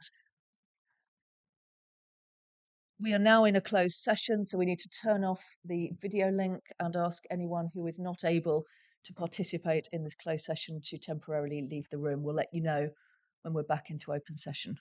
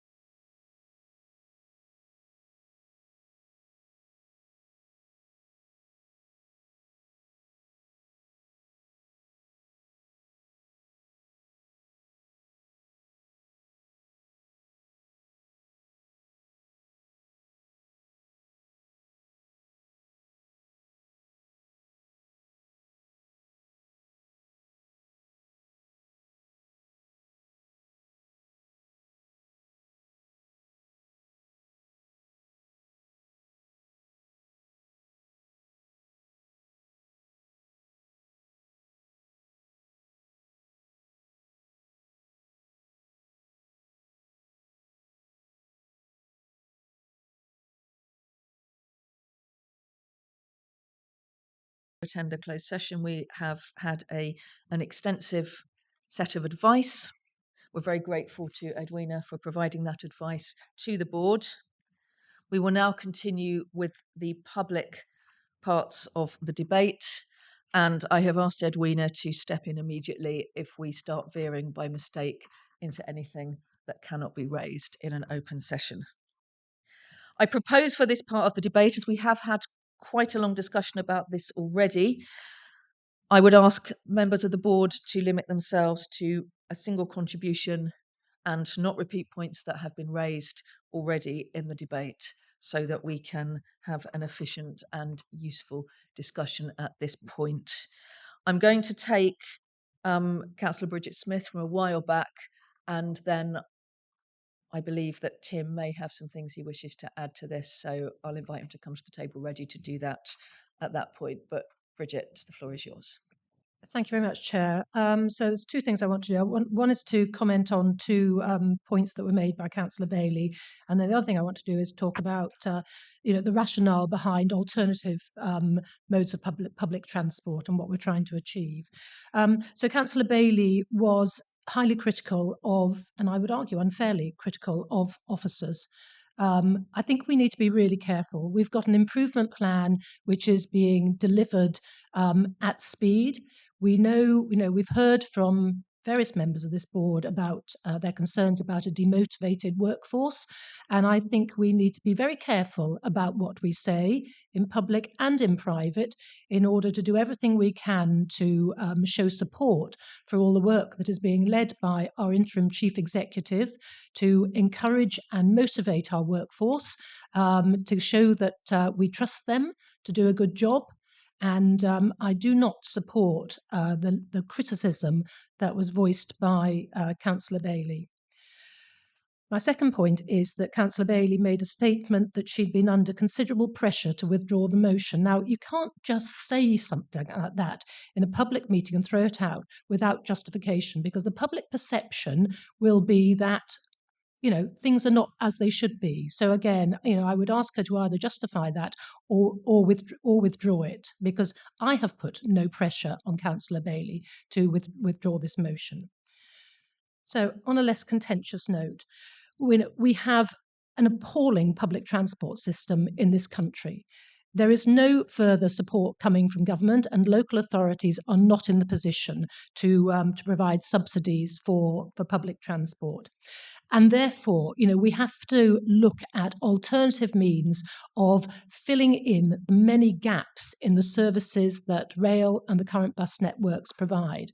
And I've been critical in the past, I think in the last meeting, about the cost of demand responsive transport, but I was satisfied by the response I got that these schemes take time to embed. And, it is an imperative and it's a priority of this authority that we move people out of their cars onto sustainable public and active transport. And this is part of that. We have 25% higher carbon emissions in this county than the national average, and that's because of transport. We also have really serious pockets of inequality. And that inequality is in part driven by the lack of easy access to affordable and efficient public transport. So in my own village of Gamlingay, I have young people there who cannot access CRC in Cambridge because there's no bus that allows them to do it. So, that has a considerable knock-on effect into all sorts of elements of life. So things like demand responsive transport are working very well elsewhere. I think there are probably further lessons for us to learn from examples where it is working elsewhere. We have to give it a chance because we haven't got anything else. We can't just, as a combined authority, we're not a bus operator. Sometimes one might think we were until we implement franchising, perhaps, then we're not a bus operator. And this authority is about an awful lot more than buses. And, our priority to level up the country, the whole county and Peterborough, in terms of opportunity and access, and in order to reduce our carbon emissions, is part of that, and this plays a part in that.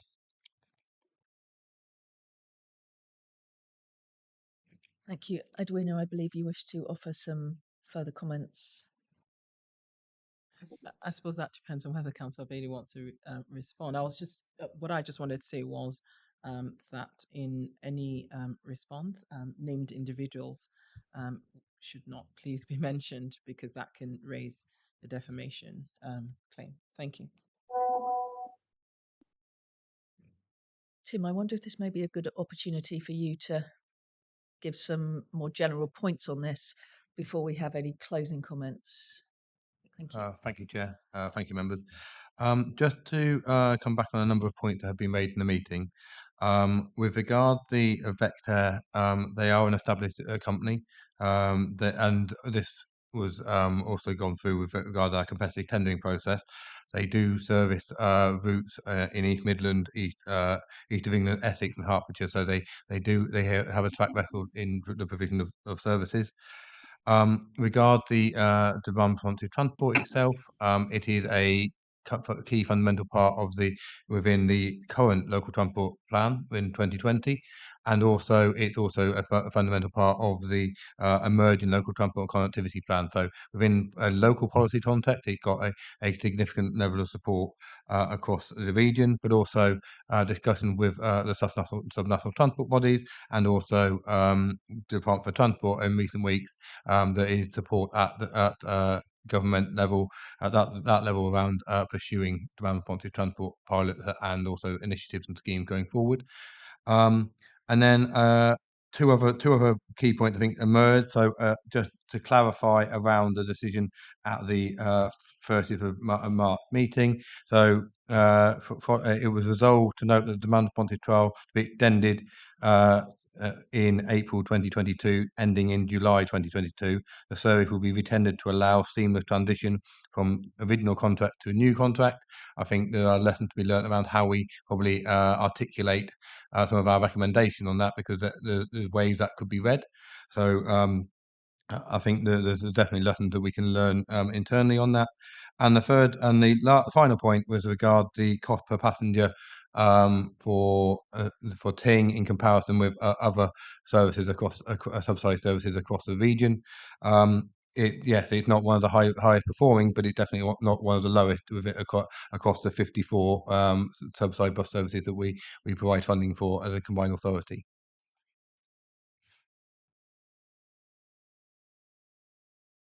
Lucy. Thank you. I've got several things to say. So first of all, I want to thank Anna for the work that she's done in looking into this, actually, because I think that there probably are some quite significant governance issues that it was right to look into. So I think it's important to say that.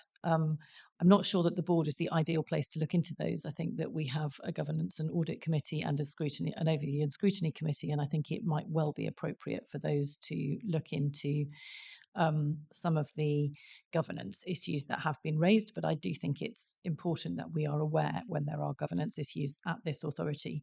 I think all of us will be aware that in the early summer and summer of this year, this combined authority had significant governance issues.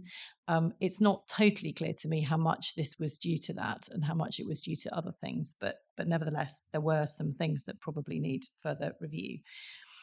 I think some other things have been said that it's important to clarify, and I think Tim has done a little bit about clarifying those, but I would also like to add to that to say that I think it's, and I don't think Anna was necessarily, sorry, I'm going to have to say Councillor Bailey and Councillor Smith. It's very confusing having two Annas.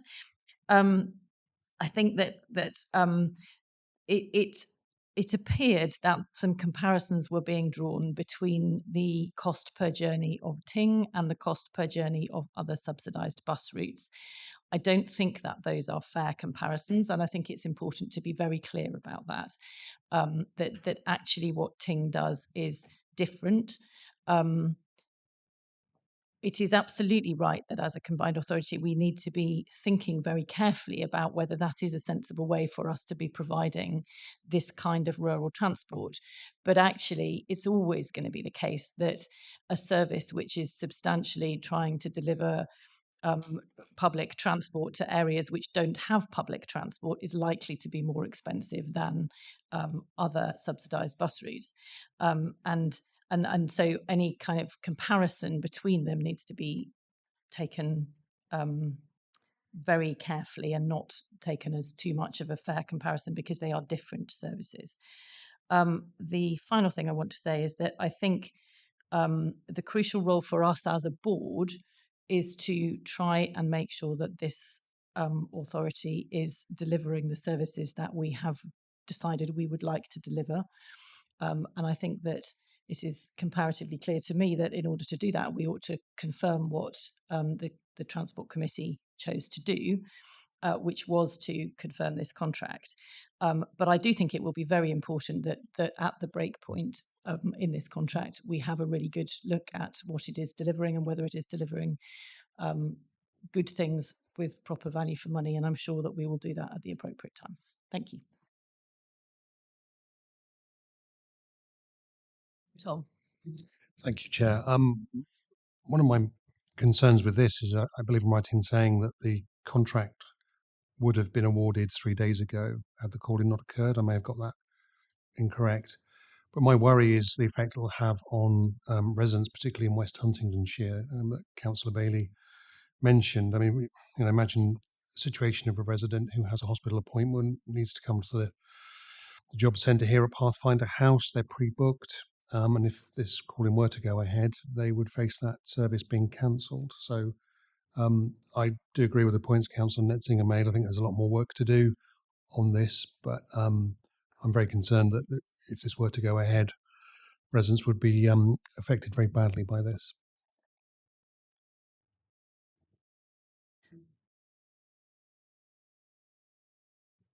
Anyone else?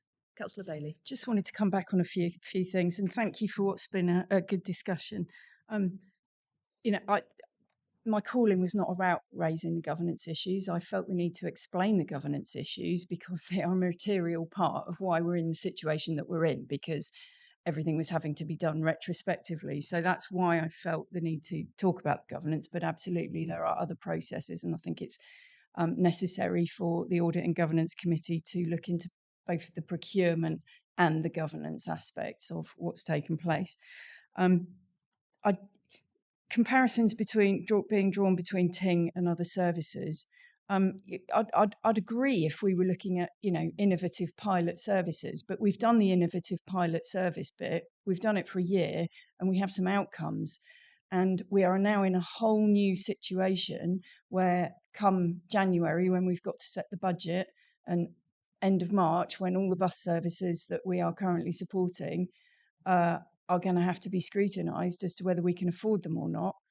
What I'm seeking here is to make sure that we're on a fair playing field. And this is a very, very expensive luxury service. Councillor Netzinger talked about providing new solutions in areas that don't have public transport, but actually this area does have public transport. It's got 3 scheduled bus services. So this is a service that it's being well used because it's got a flat rate fare of £1 per journey, and it's a great service. But there is no doubt about it, it's very expensive. It's nearly 4 times more expensive than any other service we support.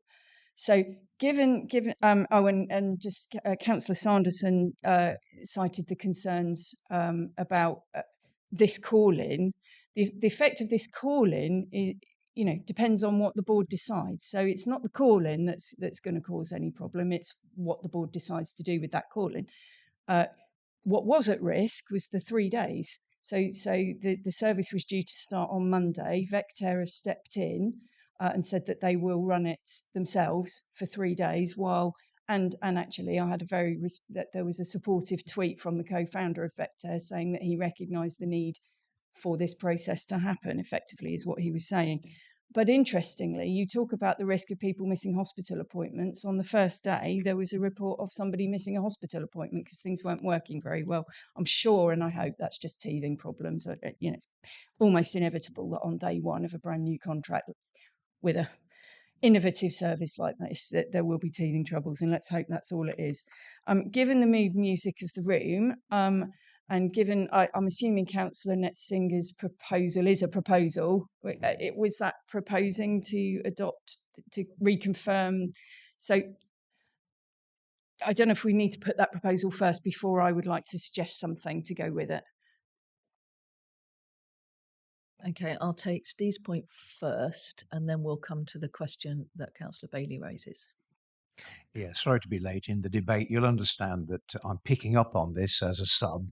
So I'm reading the notes and listening to the debate. We all want to look after rural services. I really haven't got any skin in the game apart from one little service that touches on Sawtry and into Peterborough. I do know the challenges of rural transport in the Peterborough rural areas. We're not enjoying the luxury of Ting. And the comparison of Ting versus other subsidised services does show a much more expensive option with Ting. But bespoke will always be more expensive than standard services, whatever you do, or standard supplies. We don't want to see diminishment of services to residents. So is there any chance that we could talk about renegotiating the situation, either timescale or cost? Because that may be a way out of this, I would say.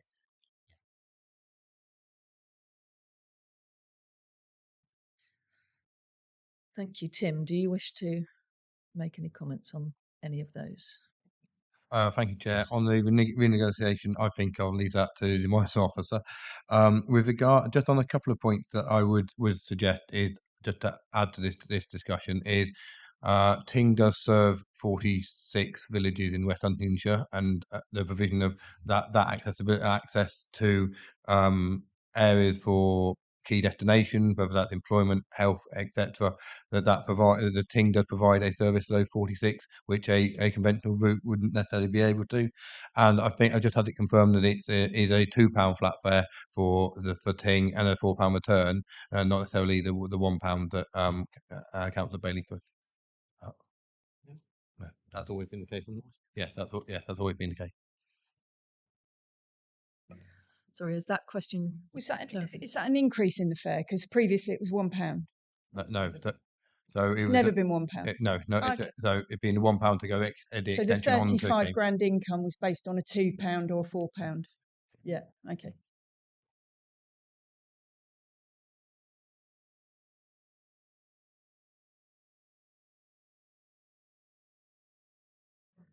Okay, right. I'm just going to call this back.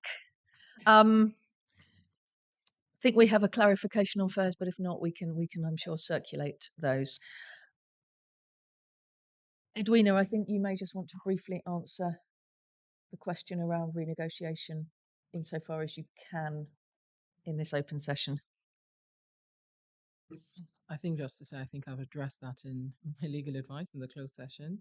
I can't give advice on whether to renegotiate in public, because then the other party knows what the advice is. So I think I have answered the question about whether we can renegotiate the contract or the length of the contract in the closed session.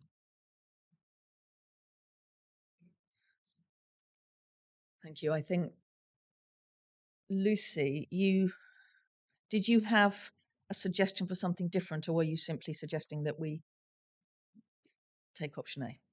Thank you. Okay, I'm going to take one final point, and then I think we probably want to move on from this item. So, Councillor Bailey. So it's an amendment to the proposal? Is the proposal proposed and seconded, and then I want to put an amendment? So Lucy is proposing that we move to a vote and that we accept option A. Yeah. And Bridget is seconding. So I would like to put an additional recommendation to the proposal that's on the table, and the additional recommendation would be to instruct officers to seek to renegotiate a new breakpoint in March to align with the contract end date of other CPCA subsidised bus services and bring it back to board for decision. And in proposing that amendment, I want to be clear that that's to seek a renegotiation. So basically it's to ask officers to go away and have a discussion with the provider about the options and the possibilities for a new break point at end of March so that we can take ongoing funding decisions on this bus service in the round with all the others. Okay. I believe I have a seconder.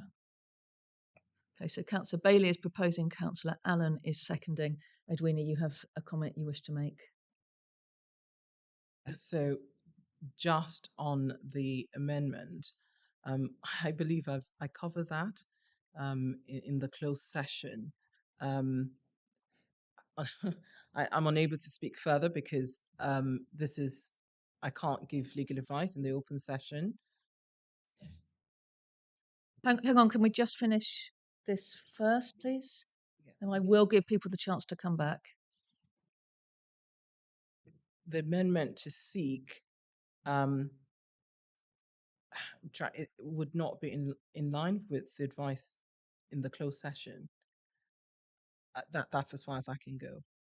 So, Edwina, to clarify, there is the right to put the motion through, but we cannot debate the kind of rights or wrongs of that because you've given us advice already. So we will need to move to the vote on that amendment based on the advice you have given us already. Is that what you're saying? Yes. Yeah. Councillor Bailey. Councillor Smith, thank you. Can I just explain what I'm seeking to do here, and then perhaps there's some different wording that might be appropriate. What I'm seeking to do is to ask officers to go away and have a discussion with Vector about changing the breakpoint and putting a new breakpoint in at the end of March. I'm asking officers to go away and have that discussion. The fact that I've used the word to instruct officers to seek to renegotiate, I think sums that up personally. It doesn't predict anything has to happen. It's to go and ask the question. Isn't it? Because if you're not agreeing the 1 year contract, then you're agreeing something less. And that is different against what was talked The about. contract is already agreed, I've been told. It's already been. Okay, so ladies and gentlemen, I'm going to step in as chair at this point and suggest that what we do is we've got an amendment tabled. I suggest we move to the vote on that amendment based on the advice and discussion we have had. And then we will see what happens with that amendment and then look at the other parts of the vote. Is that appropriate? Can we just be clear on the exact wording for the amendment, Councillor Bailey? Well, I was looking for some advice, but the wording that I've got is to instruct officers to seek to renegotiate. My understanding is that the contract is let because that's what I've always been told. So on the basis that the contract is let, I'm asking for an amendment to instruct officers to seek to renegotiate a new breakpoint in March to align with the contract end date of other CPCA subsidised bus services to bring it back to board for decision. Sorry, Rishenda. To instruct officers to seek to renegotiate a new breakpoint in March to align with the contract end date of other CPCA subsidised bus services and to bring it back to board for decision. Okay, thank you. So I'm going to take one further point before I move this to the vote. Councillor Nessinger. Well, I think it's important that we are able to comment on the amendment that's just been proposed to us before we move to a vote, and potentially to ask for opinions from our officers on the amendment that has just been proposed for us. I have to say, I'm quite uncomfortable about taking any amendment on the day that's being written down by the Democratic Services Officer kind of in real time in the room on a contract which we have already just been receiving legal advice about. I mean, the whole process around that is somewhat difficult. So I think that we have just been informed of the legal risks surrounding this whole discussion. So before we move to a vote on this, I think it might be helpful if we were to get a little bit of advice from our officers over whether or not Is this putting the Okay, combined so authority in a potentially difficult position? my understanding is if we wish to seek further advice on this item, we will have to return to closed session. Do I have support to move to a vote on whether we return to closed session?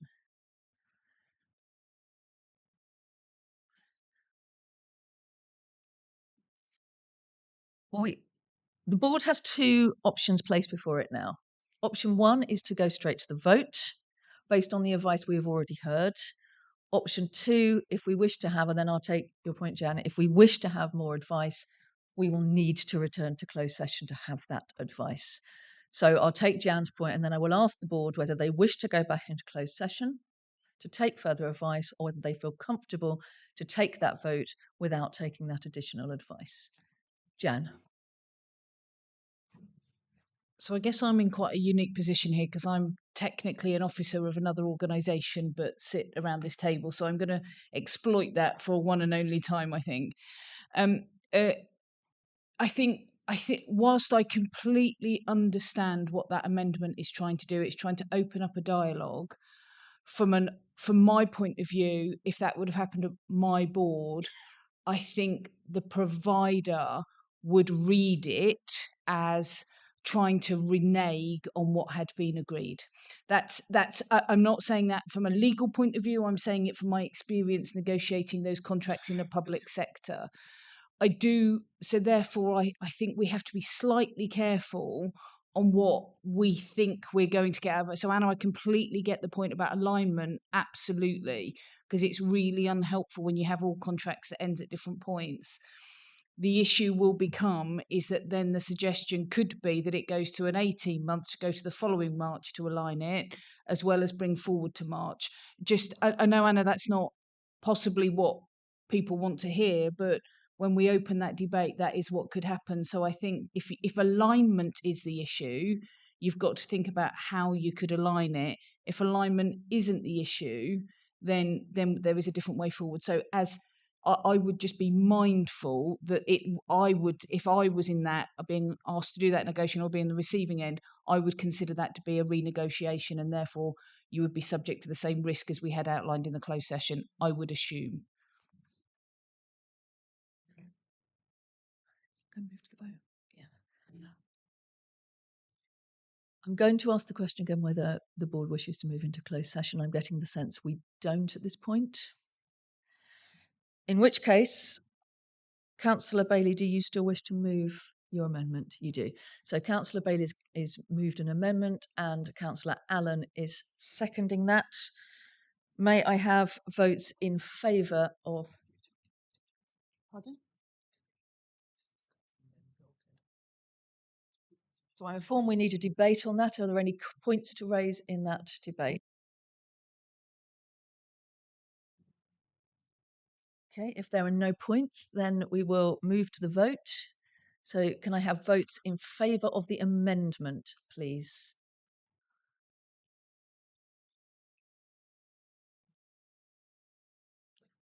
That's 3 votes, is that correct? 3 votes in favour of the amendments. Can I have votes against the amendment, please? That's, I think, 4 votes against. And can I have any abstentions, please? That's 1 abstention. So the amendment falls.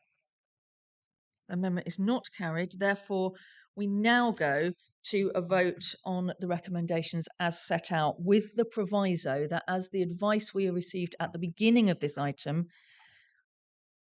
there are 3 recommendations given in the paper, but actually it's only, the constitution is only 2, is that correct? So we either vote to accept the Transport Committee's recommendations or to amend or reject as 1. Yeah. Yeah. And can I just get clarification what happens if neither of these proposals, as per Councillor Nethlinger's question earlier, if neither of these proposals are voted through, what is the result?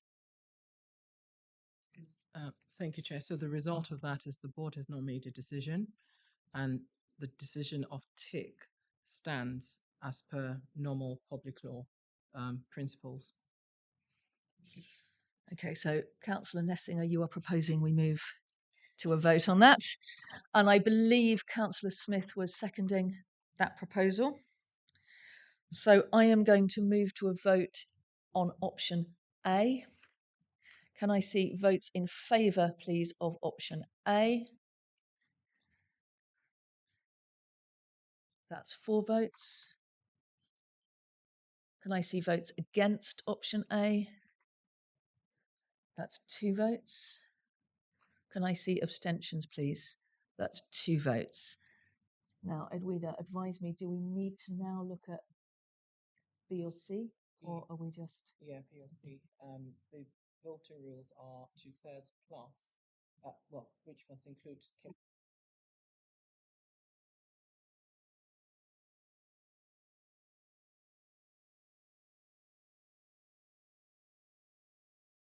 So do we need to now take a vote on B or C, or do we now, is it taken now as read that the TIC decision stands?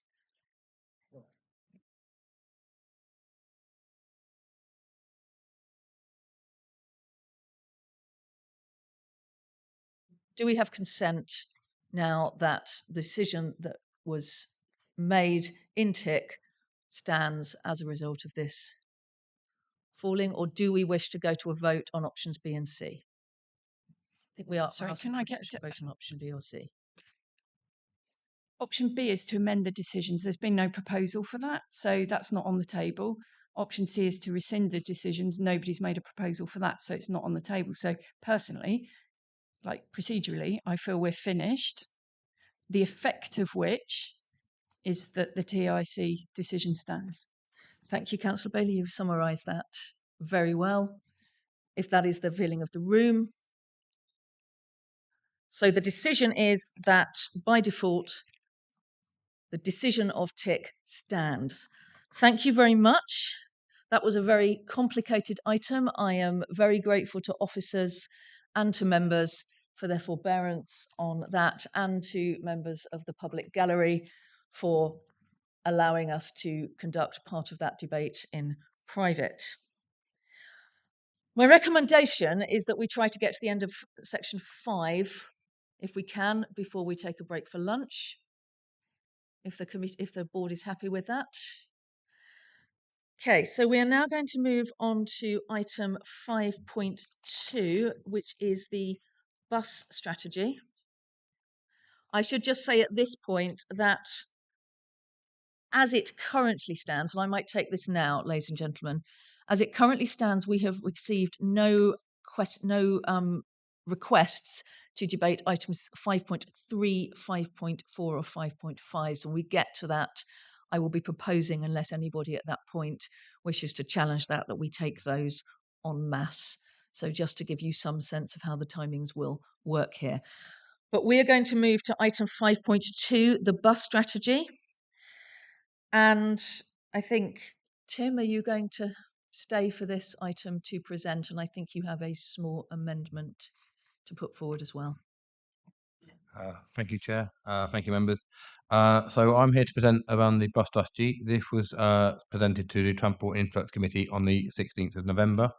There's 2 additional appendices have been presented to this board that were not sent to the Transport and Infrastructure Committee for obvious reasons. These outline the feedback received from members, officers on the document, along with a track change version of the document presenting the changes that were made subsequent to this change to the suggested changes. Feedback has been sought from the Transport and Infrastructure Committee, meetings with leaders, an informal session organised for leaders, TIC members and open scrutiny members.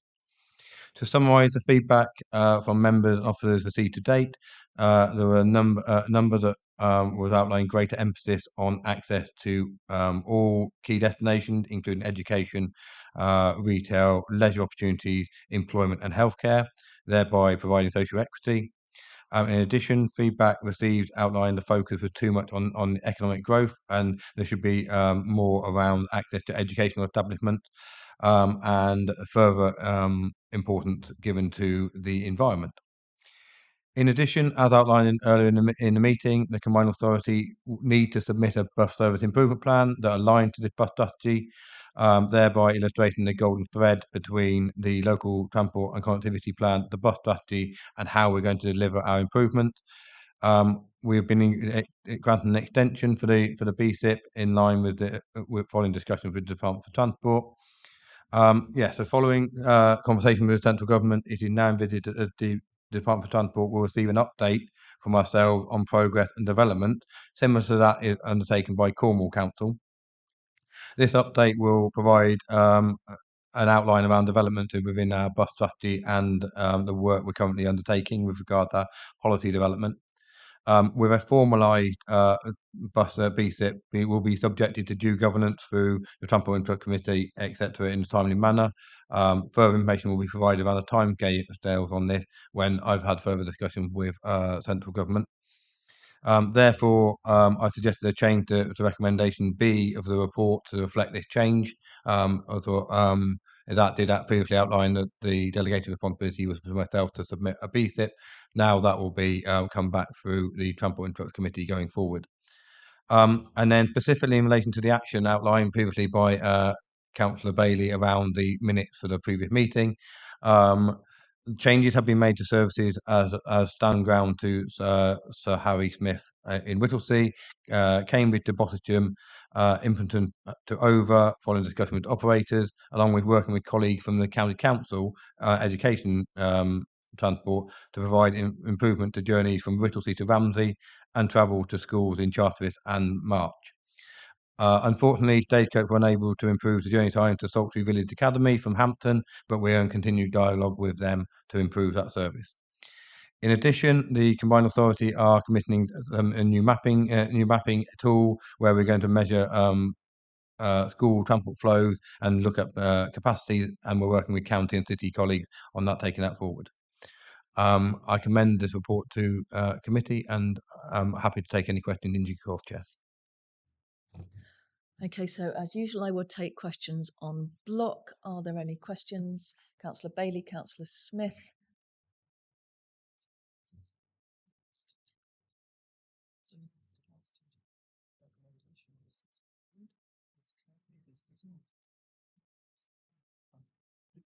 So before we do that, from the monitoring officer, Tim, could you be clear which recommendation it is that you seek to amend so that we're clear on that before we move forward?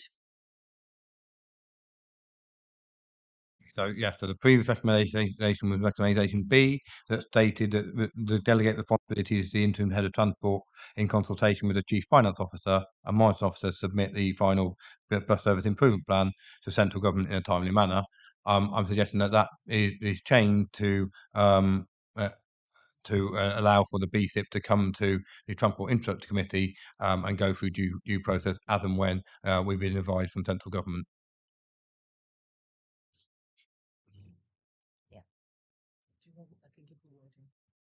So we have the wording for that. My question for the monitoring officer is, do we debate that as part of the broader debate, or do we need to debate that separately?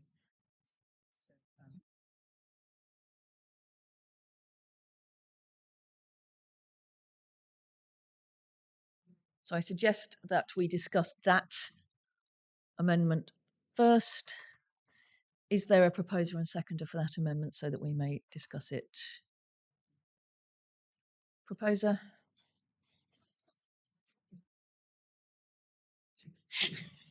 Sorry, Anna and I have been having this discussion. I am just wondering whether we need a recommendation if it's going back to tick anyway, which is what would normally happen, or whether we can just remove. If we don't need to submit a plan to government because they have said that we can have some more time, whether rather than amending it, we can just remove recommendation B, because the normal course of events would be for it to go back to the Transport and Infrastructure Committee.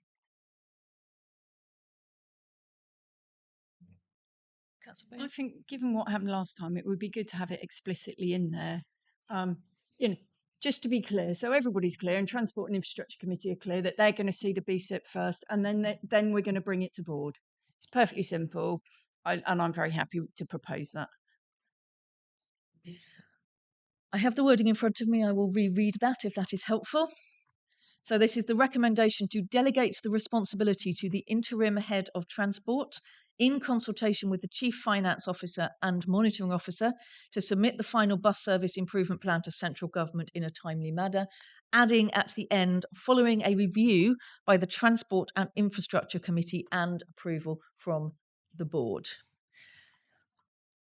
Councillor Bailey has said that she will move that amendment. Will anybody second that amendment?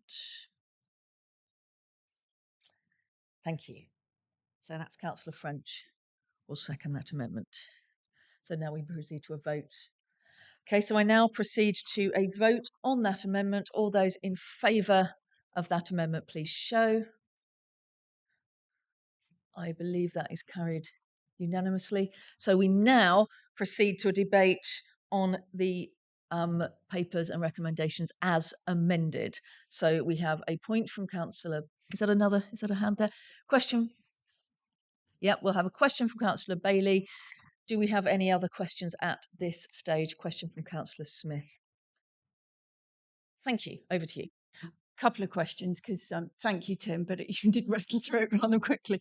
I heard you mention March to Chatteris. I wanted to know whether the March to Chatteris route had been filled. And I have another question.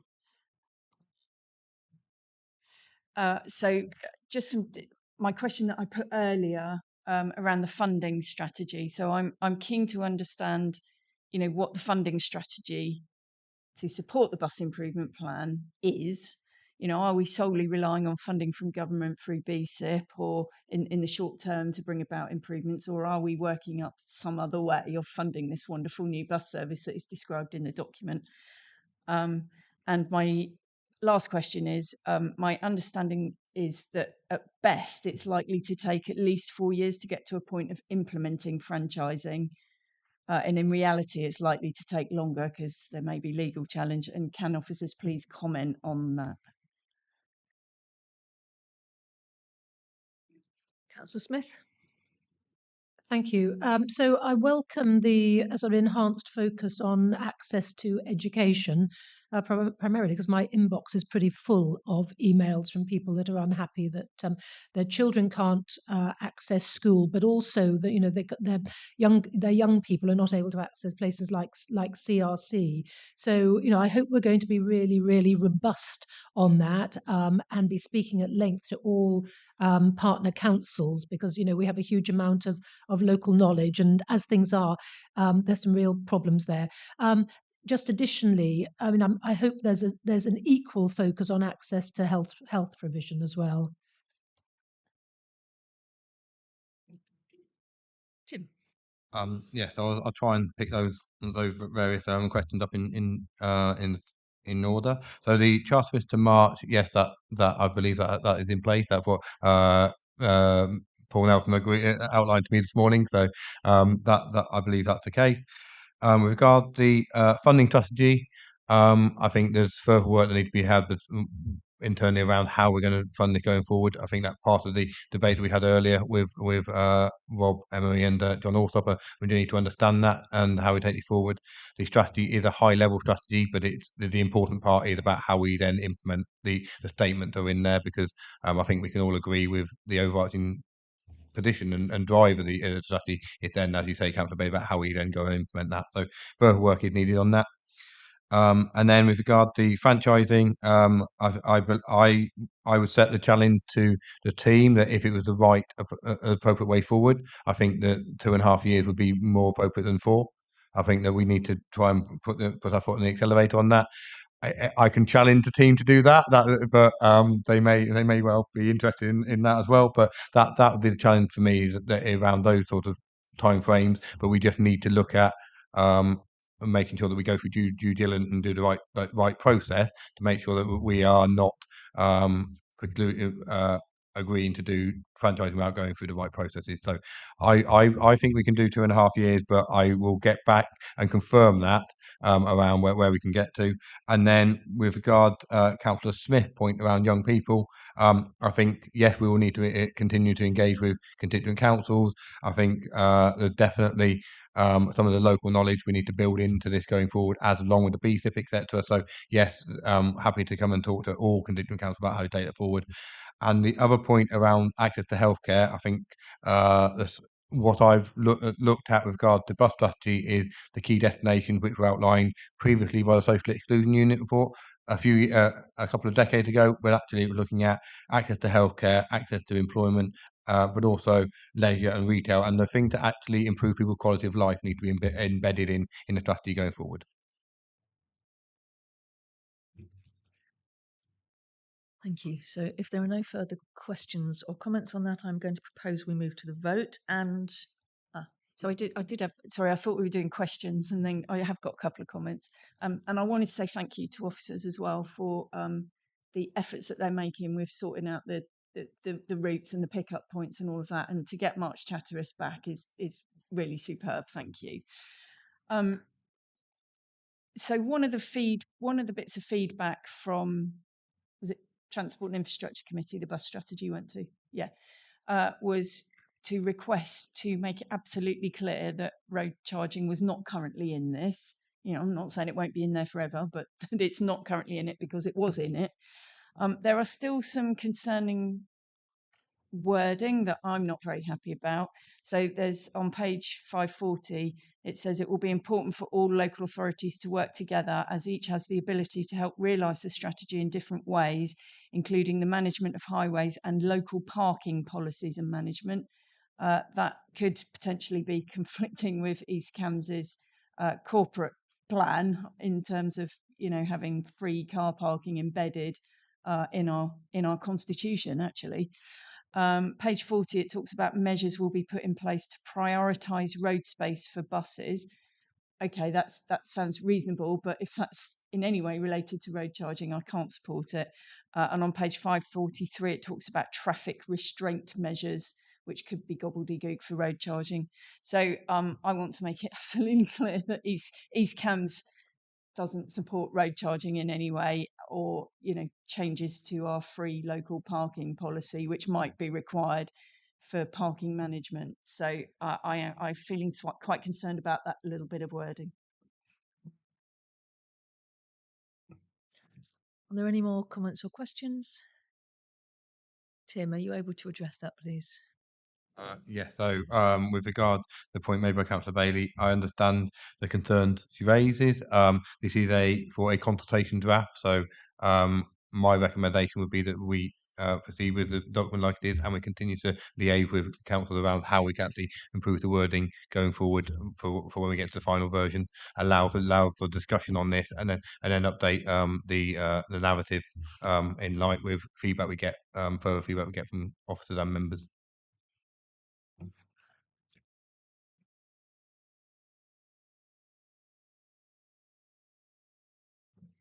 If there are no more questions or comments, I'm going to move this to the vote.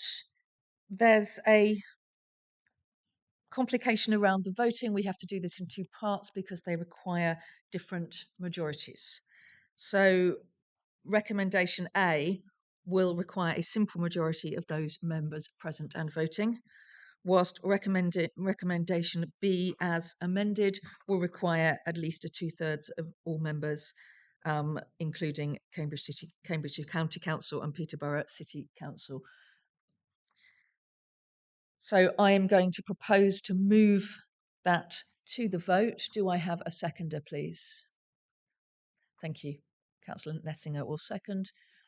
If it's appropriate, I'm moving both of those to the vote together. So first we'll take a vote on item A, approve the bus strategy to allow for a 6-week public consultation. Can I have votes in favour, please?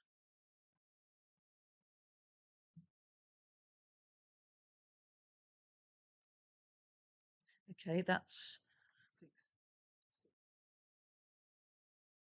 Yeah, we have 6 votes in favour. Can I have votes against, please? No votes against. Can I have abstentions? 2 abstentions. So that is carried. Okay, so that is carried by a majority. I'm now going to move to item B as amended in the amendment we have discussed already. So can I have votes in favour of item B, please?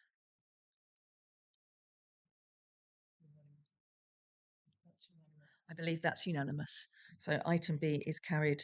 That's unanimous. So item 5.2 is carried. Thank you very much. Now I'm proposing that we take items 5.3 and 5.5 together on block. There is, sorry, 5.32, 5.5 together on block. Before we go further with that, do I have any objections to taking those together on block? Thank you. So in a moment, I am going to ask Tim to outline, I believe this is you again, is it, Tim? Going to outline the three of these. I would suggest we briefly discuss the amendment to 5.4 first, because it's a technical one.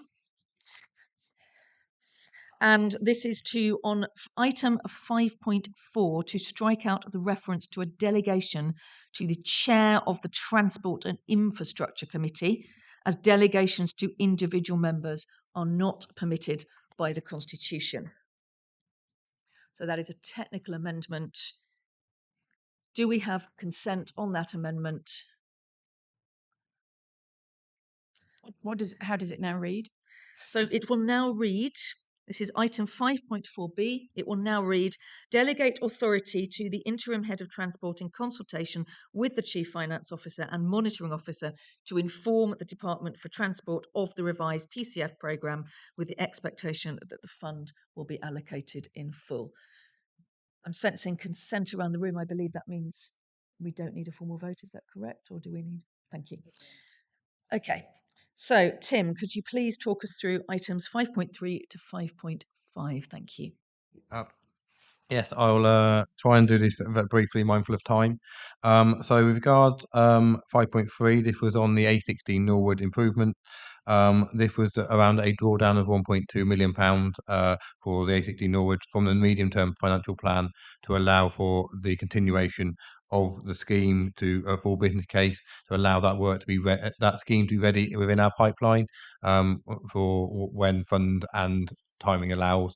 Unfortunately, the A16 Norwood isn't deliverable within the time frame of the time on the Forming Cities Fund, but ultimately that funding will allow that scheme to be ready as and when other alternative funding sources come forward.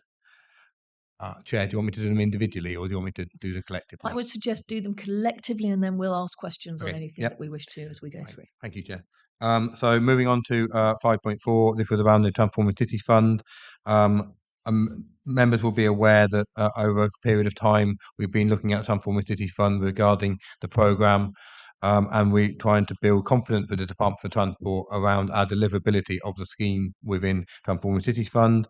What we went to Transport Committee with was a selection of schemes that had got been assessed against the Transforming Cities Fund objectives and local transport plan, local transport and connectivity plan objective, to make sure that we are utilising the underspend that within the programme. The programme itself was the revised programme was agreed with Transport Interest Committee with a spread across the region. And we have been challenged by Department for Transport in order to get our programme, accelerate our programme, make sure that there's a spade in the ground and some of those schemes are being delivered. So that's a challenge for myself and the team. And then the final one is around Wisbeach Rail on 5.5. The discussion at Transport Infrastructure Committee was we were going to include and undertake an option appraisal report, which included heavy rail as an option, and therefore we looked at all the options for that route between Wisbeach and March to allow for a comparison and a genuine look at the heavy rail, but also the other alternatives that might be available along that route, such as ultralight rail, light rail, and other initiatives. And so that the committee were in agreement that that was the right way forward to look at all those schemes, including heavy rail as an option to take forward within the Wisbeach to March corridor. Thank you. Are there any questions, comments, item for debate on any of those three? Thank you. Councillor French. Yeah, thank you. It's good to hear that some progress might be made. We've been talking about this for the last, I believe, 10, 15 years. I think the people of Wisbeach and March are getting rather frustrated about this Thank you. Are there any other further comments, questions, or items for debate? Tim, I don't know if you want to respond briefly to that. You're fine with that. So if there's nothing else on these 3 items, I will be moving to go to the vote on these, bearing in mind that we have already agreed to make a technical amendment to item 5.4 to strike out the chair of the Transport and Infrastructure Committee. So bearing that in mind, I'm going to take items 5.3, 5.4 and 5.5 together on block. So could I... Yep. So could I have a seconder for my proposal, please? Lucy. Okay, could I have votes in favour of those items, please?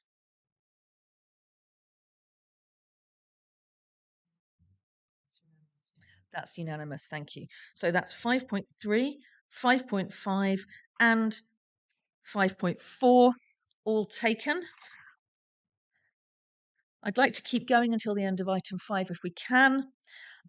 So we are now going to move on to item 5.6, which is Snailwell Loop. I'm just going to make an item of clarification at the beginning of this. There was some question around whether the board should debate this now or whether to move this back to the TIC committee because TIC endorsed both recommendations. It has been raised by some board members that they would wish this to be debated now, so we will be taking this item for debate and not sending it back. So just to make that clear at the beginning. So we're now moving on to item 5.6, Snailwell Loop. Tim, is this you again? It is. Thank you very much. Keep going. Thank you, Chair. So very quickly regarding the introduction on the Snailwell Loop, the Transport Inter Committee did agree to 2 recommendations, which were either or around the Snailwell Loop.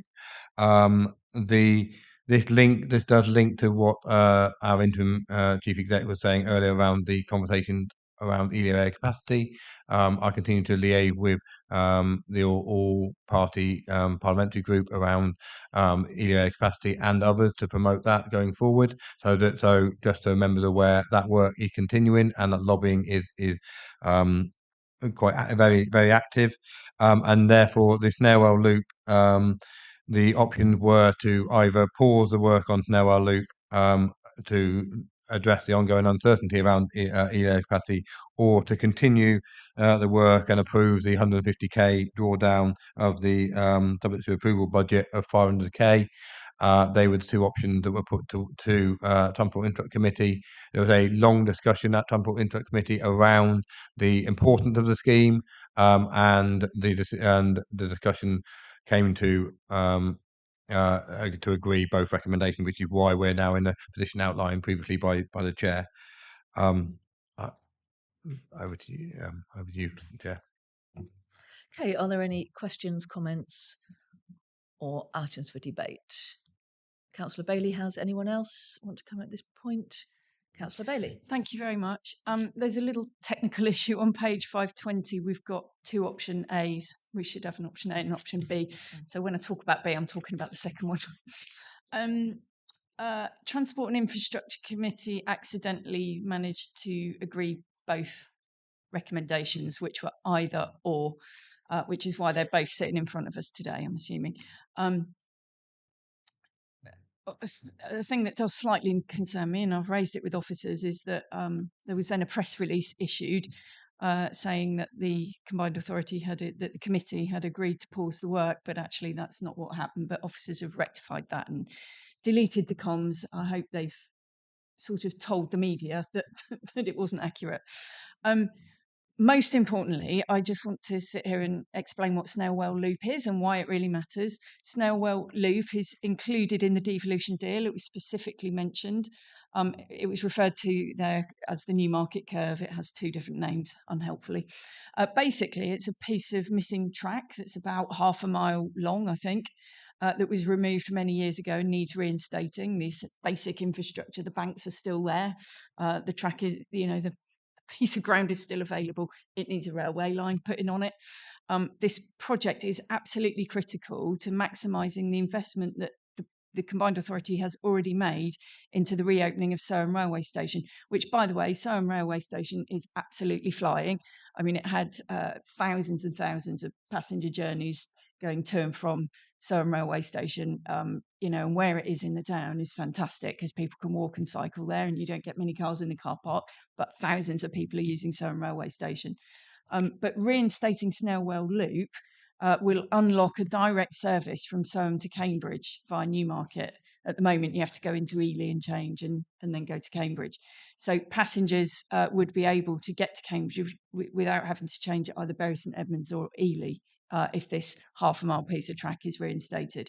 So it absolutely supports the CPCA's mission to decrease road miles by 15%.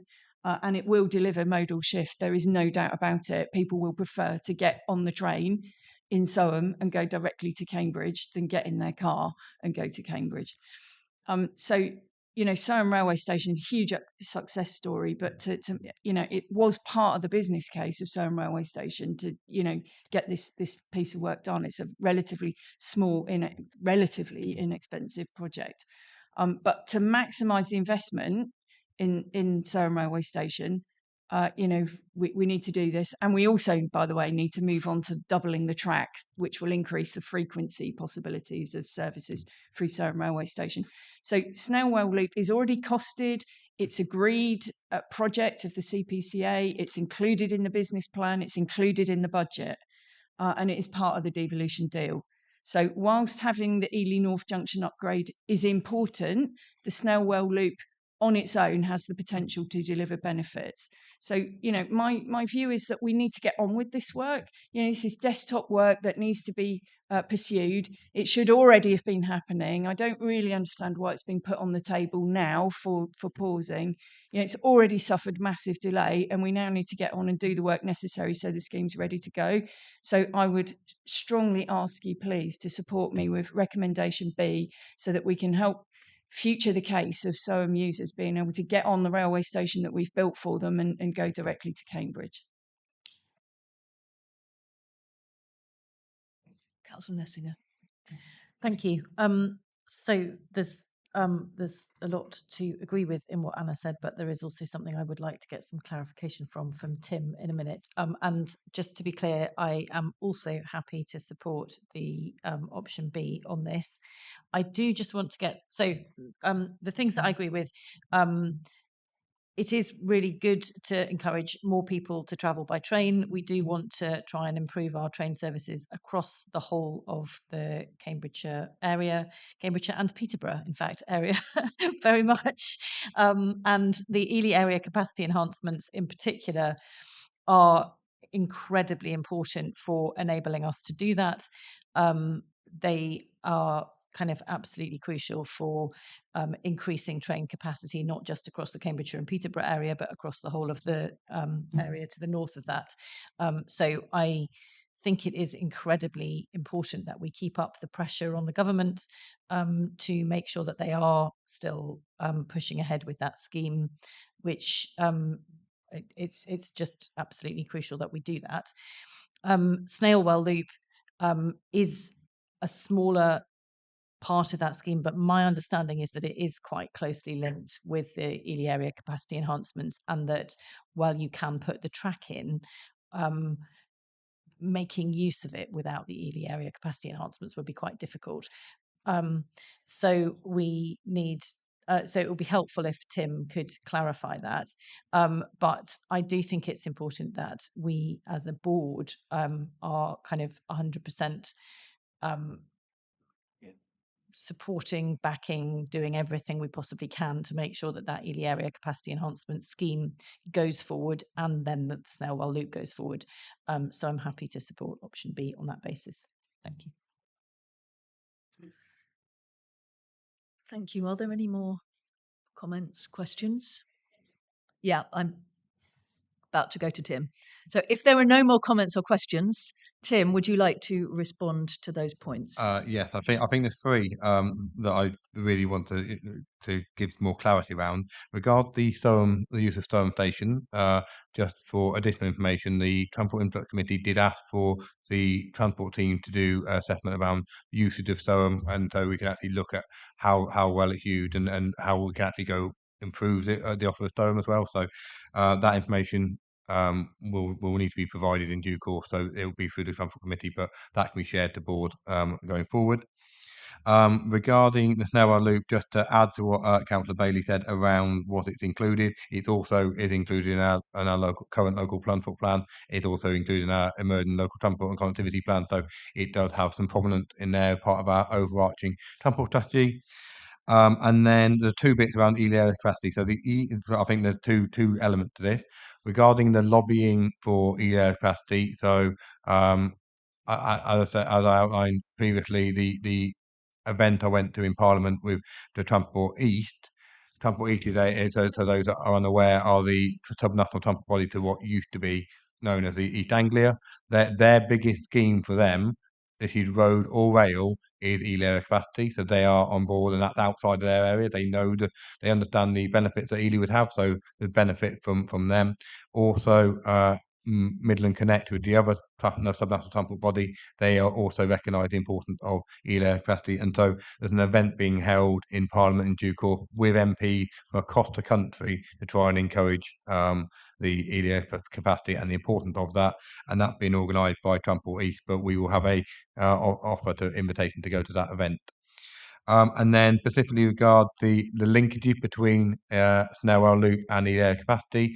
Snowell Loop in itself will provide benefit to the network, and to maximise those benefits, you need air capacity. But ultimately, Snowell Loop does provide some benefit to the network, but ultimately, in order to get the maximum benefit, we need to air capacity as well. So I think the benefits of doing both. Thank you. Are there any more questions or items for comment on that?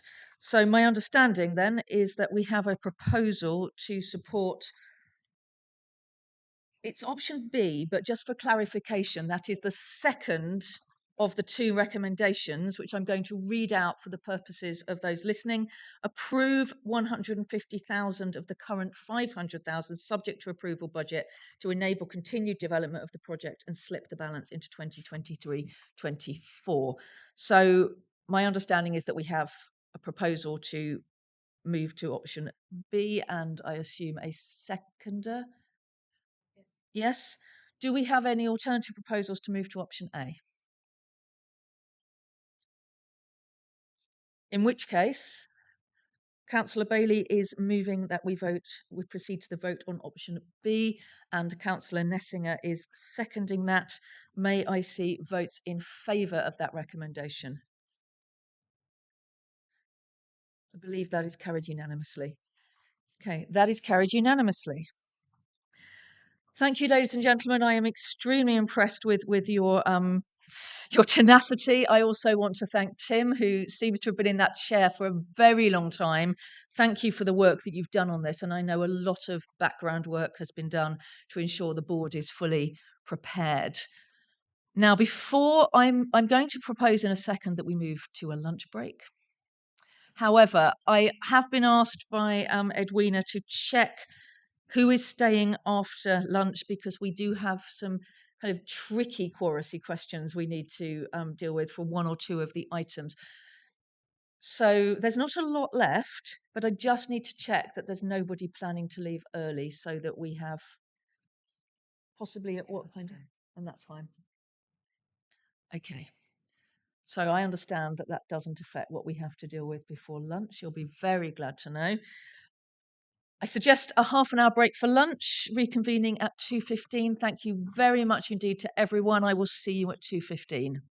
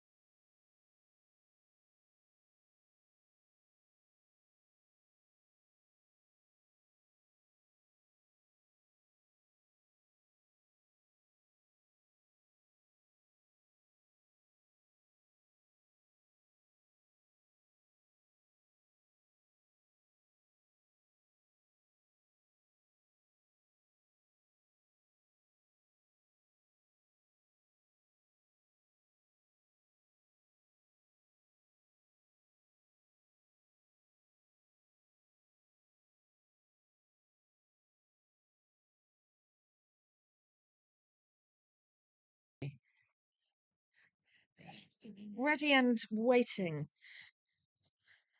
Now, do I need to give a nod to you to go back online? Are we back up? Thank you. Well, welcome back to the afternoon session of the Combined Authority Board meeting. Welcome back to those of us who are joining us online and those of us who are left observing as well. So we're now on to, I should note, by the way, that Councillor French has had to leave early. So just to make sure we've got that. And the Deputy Police and Crime Commissioner has had to do likewise. So we're now moving on to item 6. Recommendations from the Skills Committee, item 6.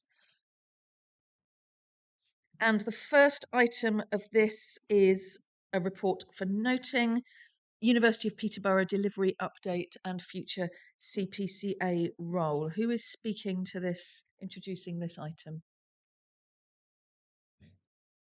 I think Councillor Nessinger, as Chair of Skills, it might be you. I think it's fine. I think it's me, and I was expecting to introduce all of them together and very briefly.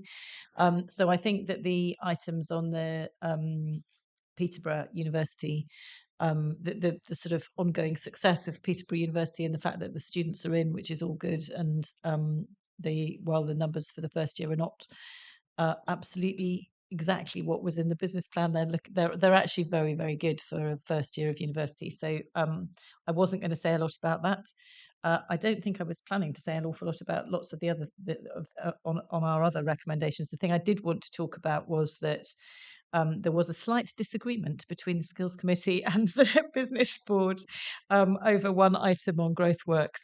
And I think the Skills Committee would be happy to defer to the Business Board's superior scrutiny on that particular issue. So I think it was an item about whether a target should be reduced, and the Business Board were keen that it should not be reduced, and the Skills Committee are happy to accept their recommendation. I don't think I've got anything else to add, but I'm very happy to answer any questions if necessary, and I'm sure Fliss will help me out if there's anything I can't answer. So thank you. Before we move any further, is the board happy for us to consider, I'm going to propose that we consider item 6.1 and 6.2 again en masse. Thanks, Chair. Just it's slightly difficult because of the point that Lucy's just made, because effectively I think what we're saying is that 6.2 is currently written. We would strike out point 4 of 6.2 and therefore essentially go with the Business Board's recommendation, which is to accept all the others but not point 4, which was the change, the retrospective change in the target. So just to be clear, we might have to take that point on its own, otherwise you can't do it en masse, I don't think. Is that all right, Lucy? Does that make sense? Yeah. Okay, that makes sense. So what I suggest is we split those two votes, but perhaps we could discuss the two items together. So do we have any questions, comments or clarifications on either 6.1 or 6.2? Councillor Bailey. Just on the subject that has just been raised, little 4 on 6.2. So what we're saying is there was a recommendation to approve an overall reduction of 10% in the jobs created target, but we're deleting that so the target stands. Yes. Just to be clear. Yeah. Okay. Yeah. Sounds good. Yes. Sounds good to me.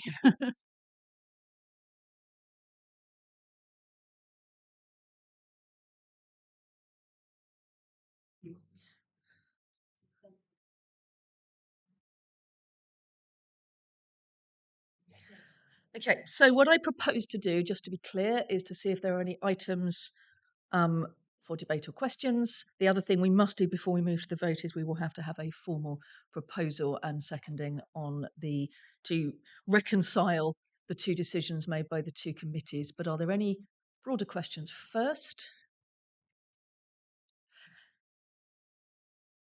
Okay, well, in which case, what I propose to do is we will vote on item 6.1 first. Oh, that's just for noting. So what we will then do is we will go to item 6.2, and Councillor Nessinger, would you please move your amendment?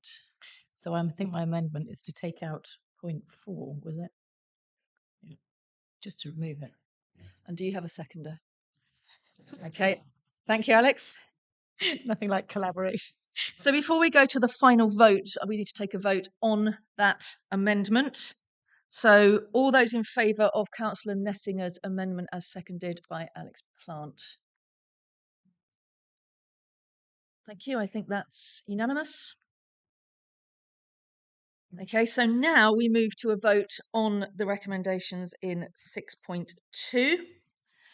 Councillor Nessinger, are you happy to move that, and who would like to second? Alex Plant. So could I have a vote, please? All those in favour of the recommendations in 6.2. And again, that's unanimous.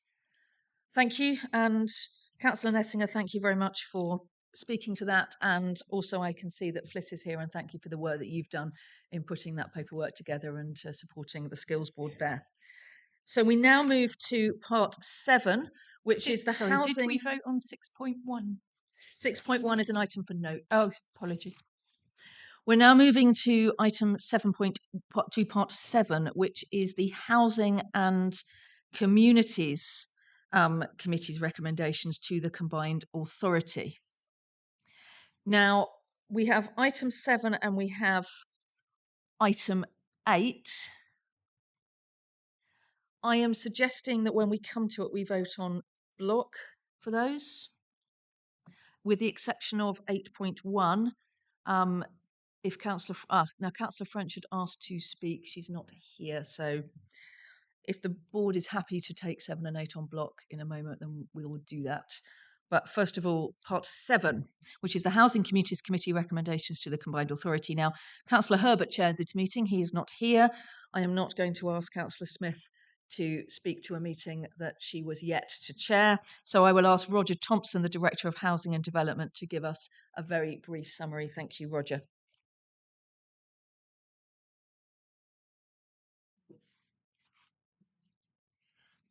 Thank you, Chair. Actually, we're going to invite Noel Godfrey, I believe, is on the call on the meeting. Noel is the expert with regard to the reprofiling of this digital connectivity program. If we can bring Noel into the meeting, thank you. Any questions on part 7? I think we will take these two parts separately as a vote. Looking at this again, I think that makes more sense. So do we have any questions or comments on item 7?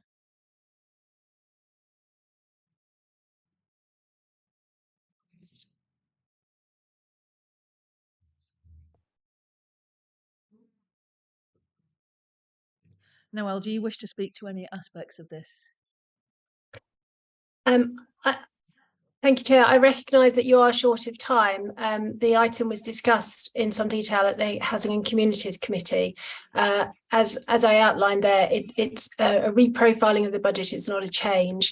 And I also went through the progress to date. So I'm happy to give more detail if needed, but I don't want to take up your time unnecessarily. Anyone want more detail? Noel, I think you're off the hook. I'm going to move to recommendations on this, and Councillor Smith, as our new lead member for housing, would you be happy to second that? Thank you very much. So this is on item 7.1. Can I have votes in favour of 7.1?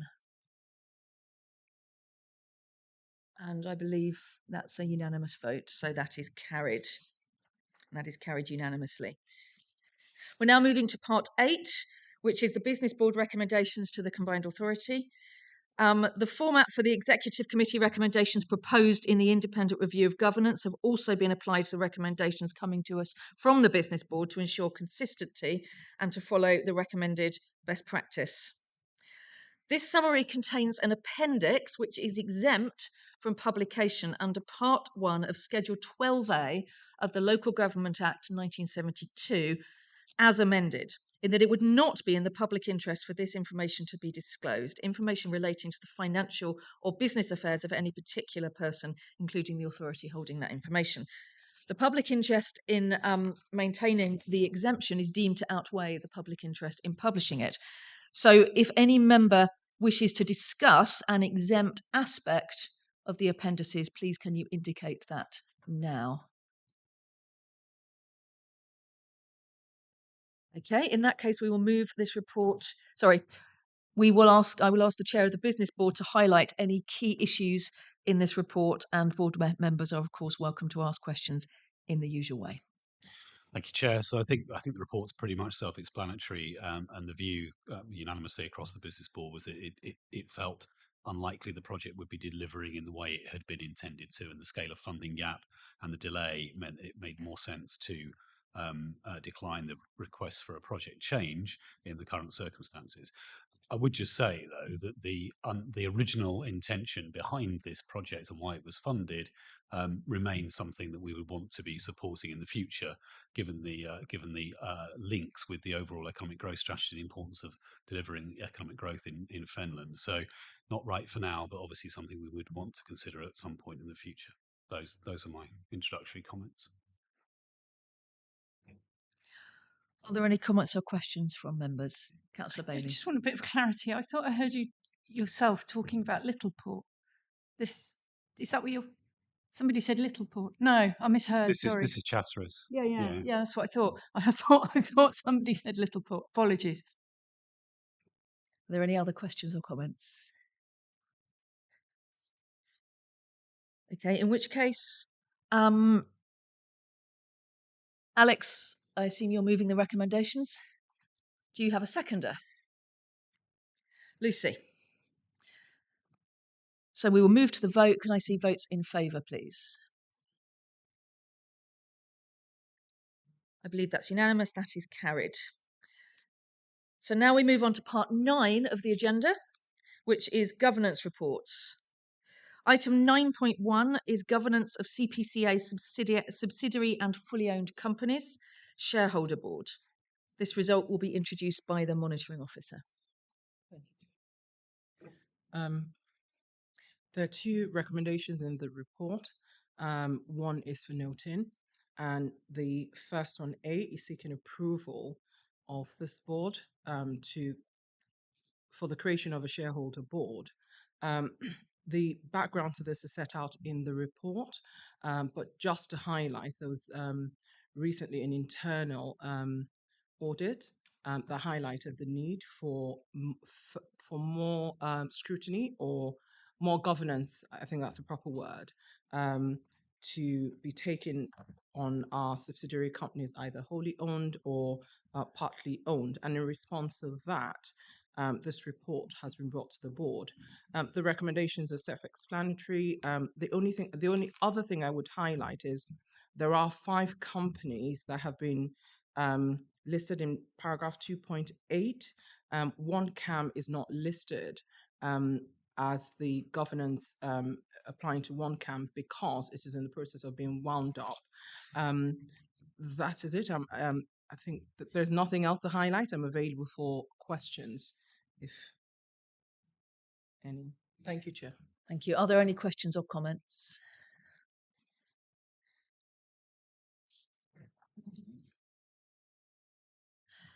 Okay. Councillor Edna Murphy, our lead member for governance, is a non-voting member of the board, so I will move the recommendations from the chair. Do I have a seconder? Thank you, Bridget.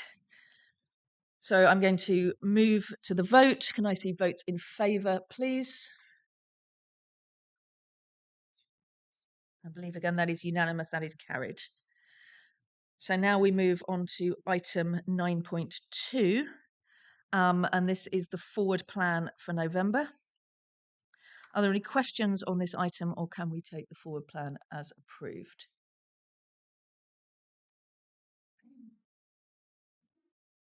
Okay, as there is no disagreement on that, my understanding is I do not need to take a vote on that, so that is approved. So we now move to part 10 of the agenda. We will need to consider whether to exclude the press and public from this meeting. I move that we resolve that the press and public be excluded from the meeting on the grounds that the report contains exempt information under Part 1 of Schedule 12A of the Local Government Act 1972 as amended, and that it would not be in the public interest for this information to be disclosed. That is, information relating to an individual, information which is likely to reveal the identity of an individual, and information relating to the financial or business affairs of any particular person, including the authority holding that information. The public interest is in maintaining the exception, and the exemption must be deemed to outweigh the public interest in its publication. Do I have a seconder? Thank you, Councillor Smith.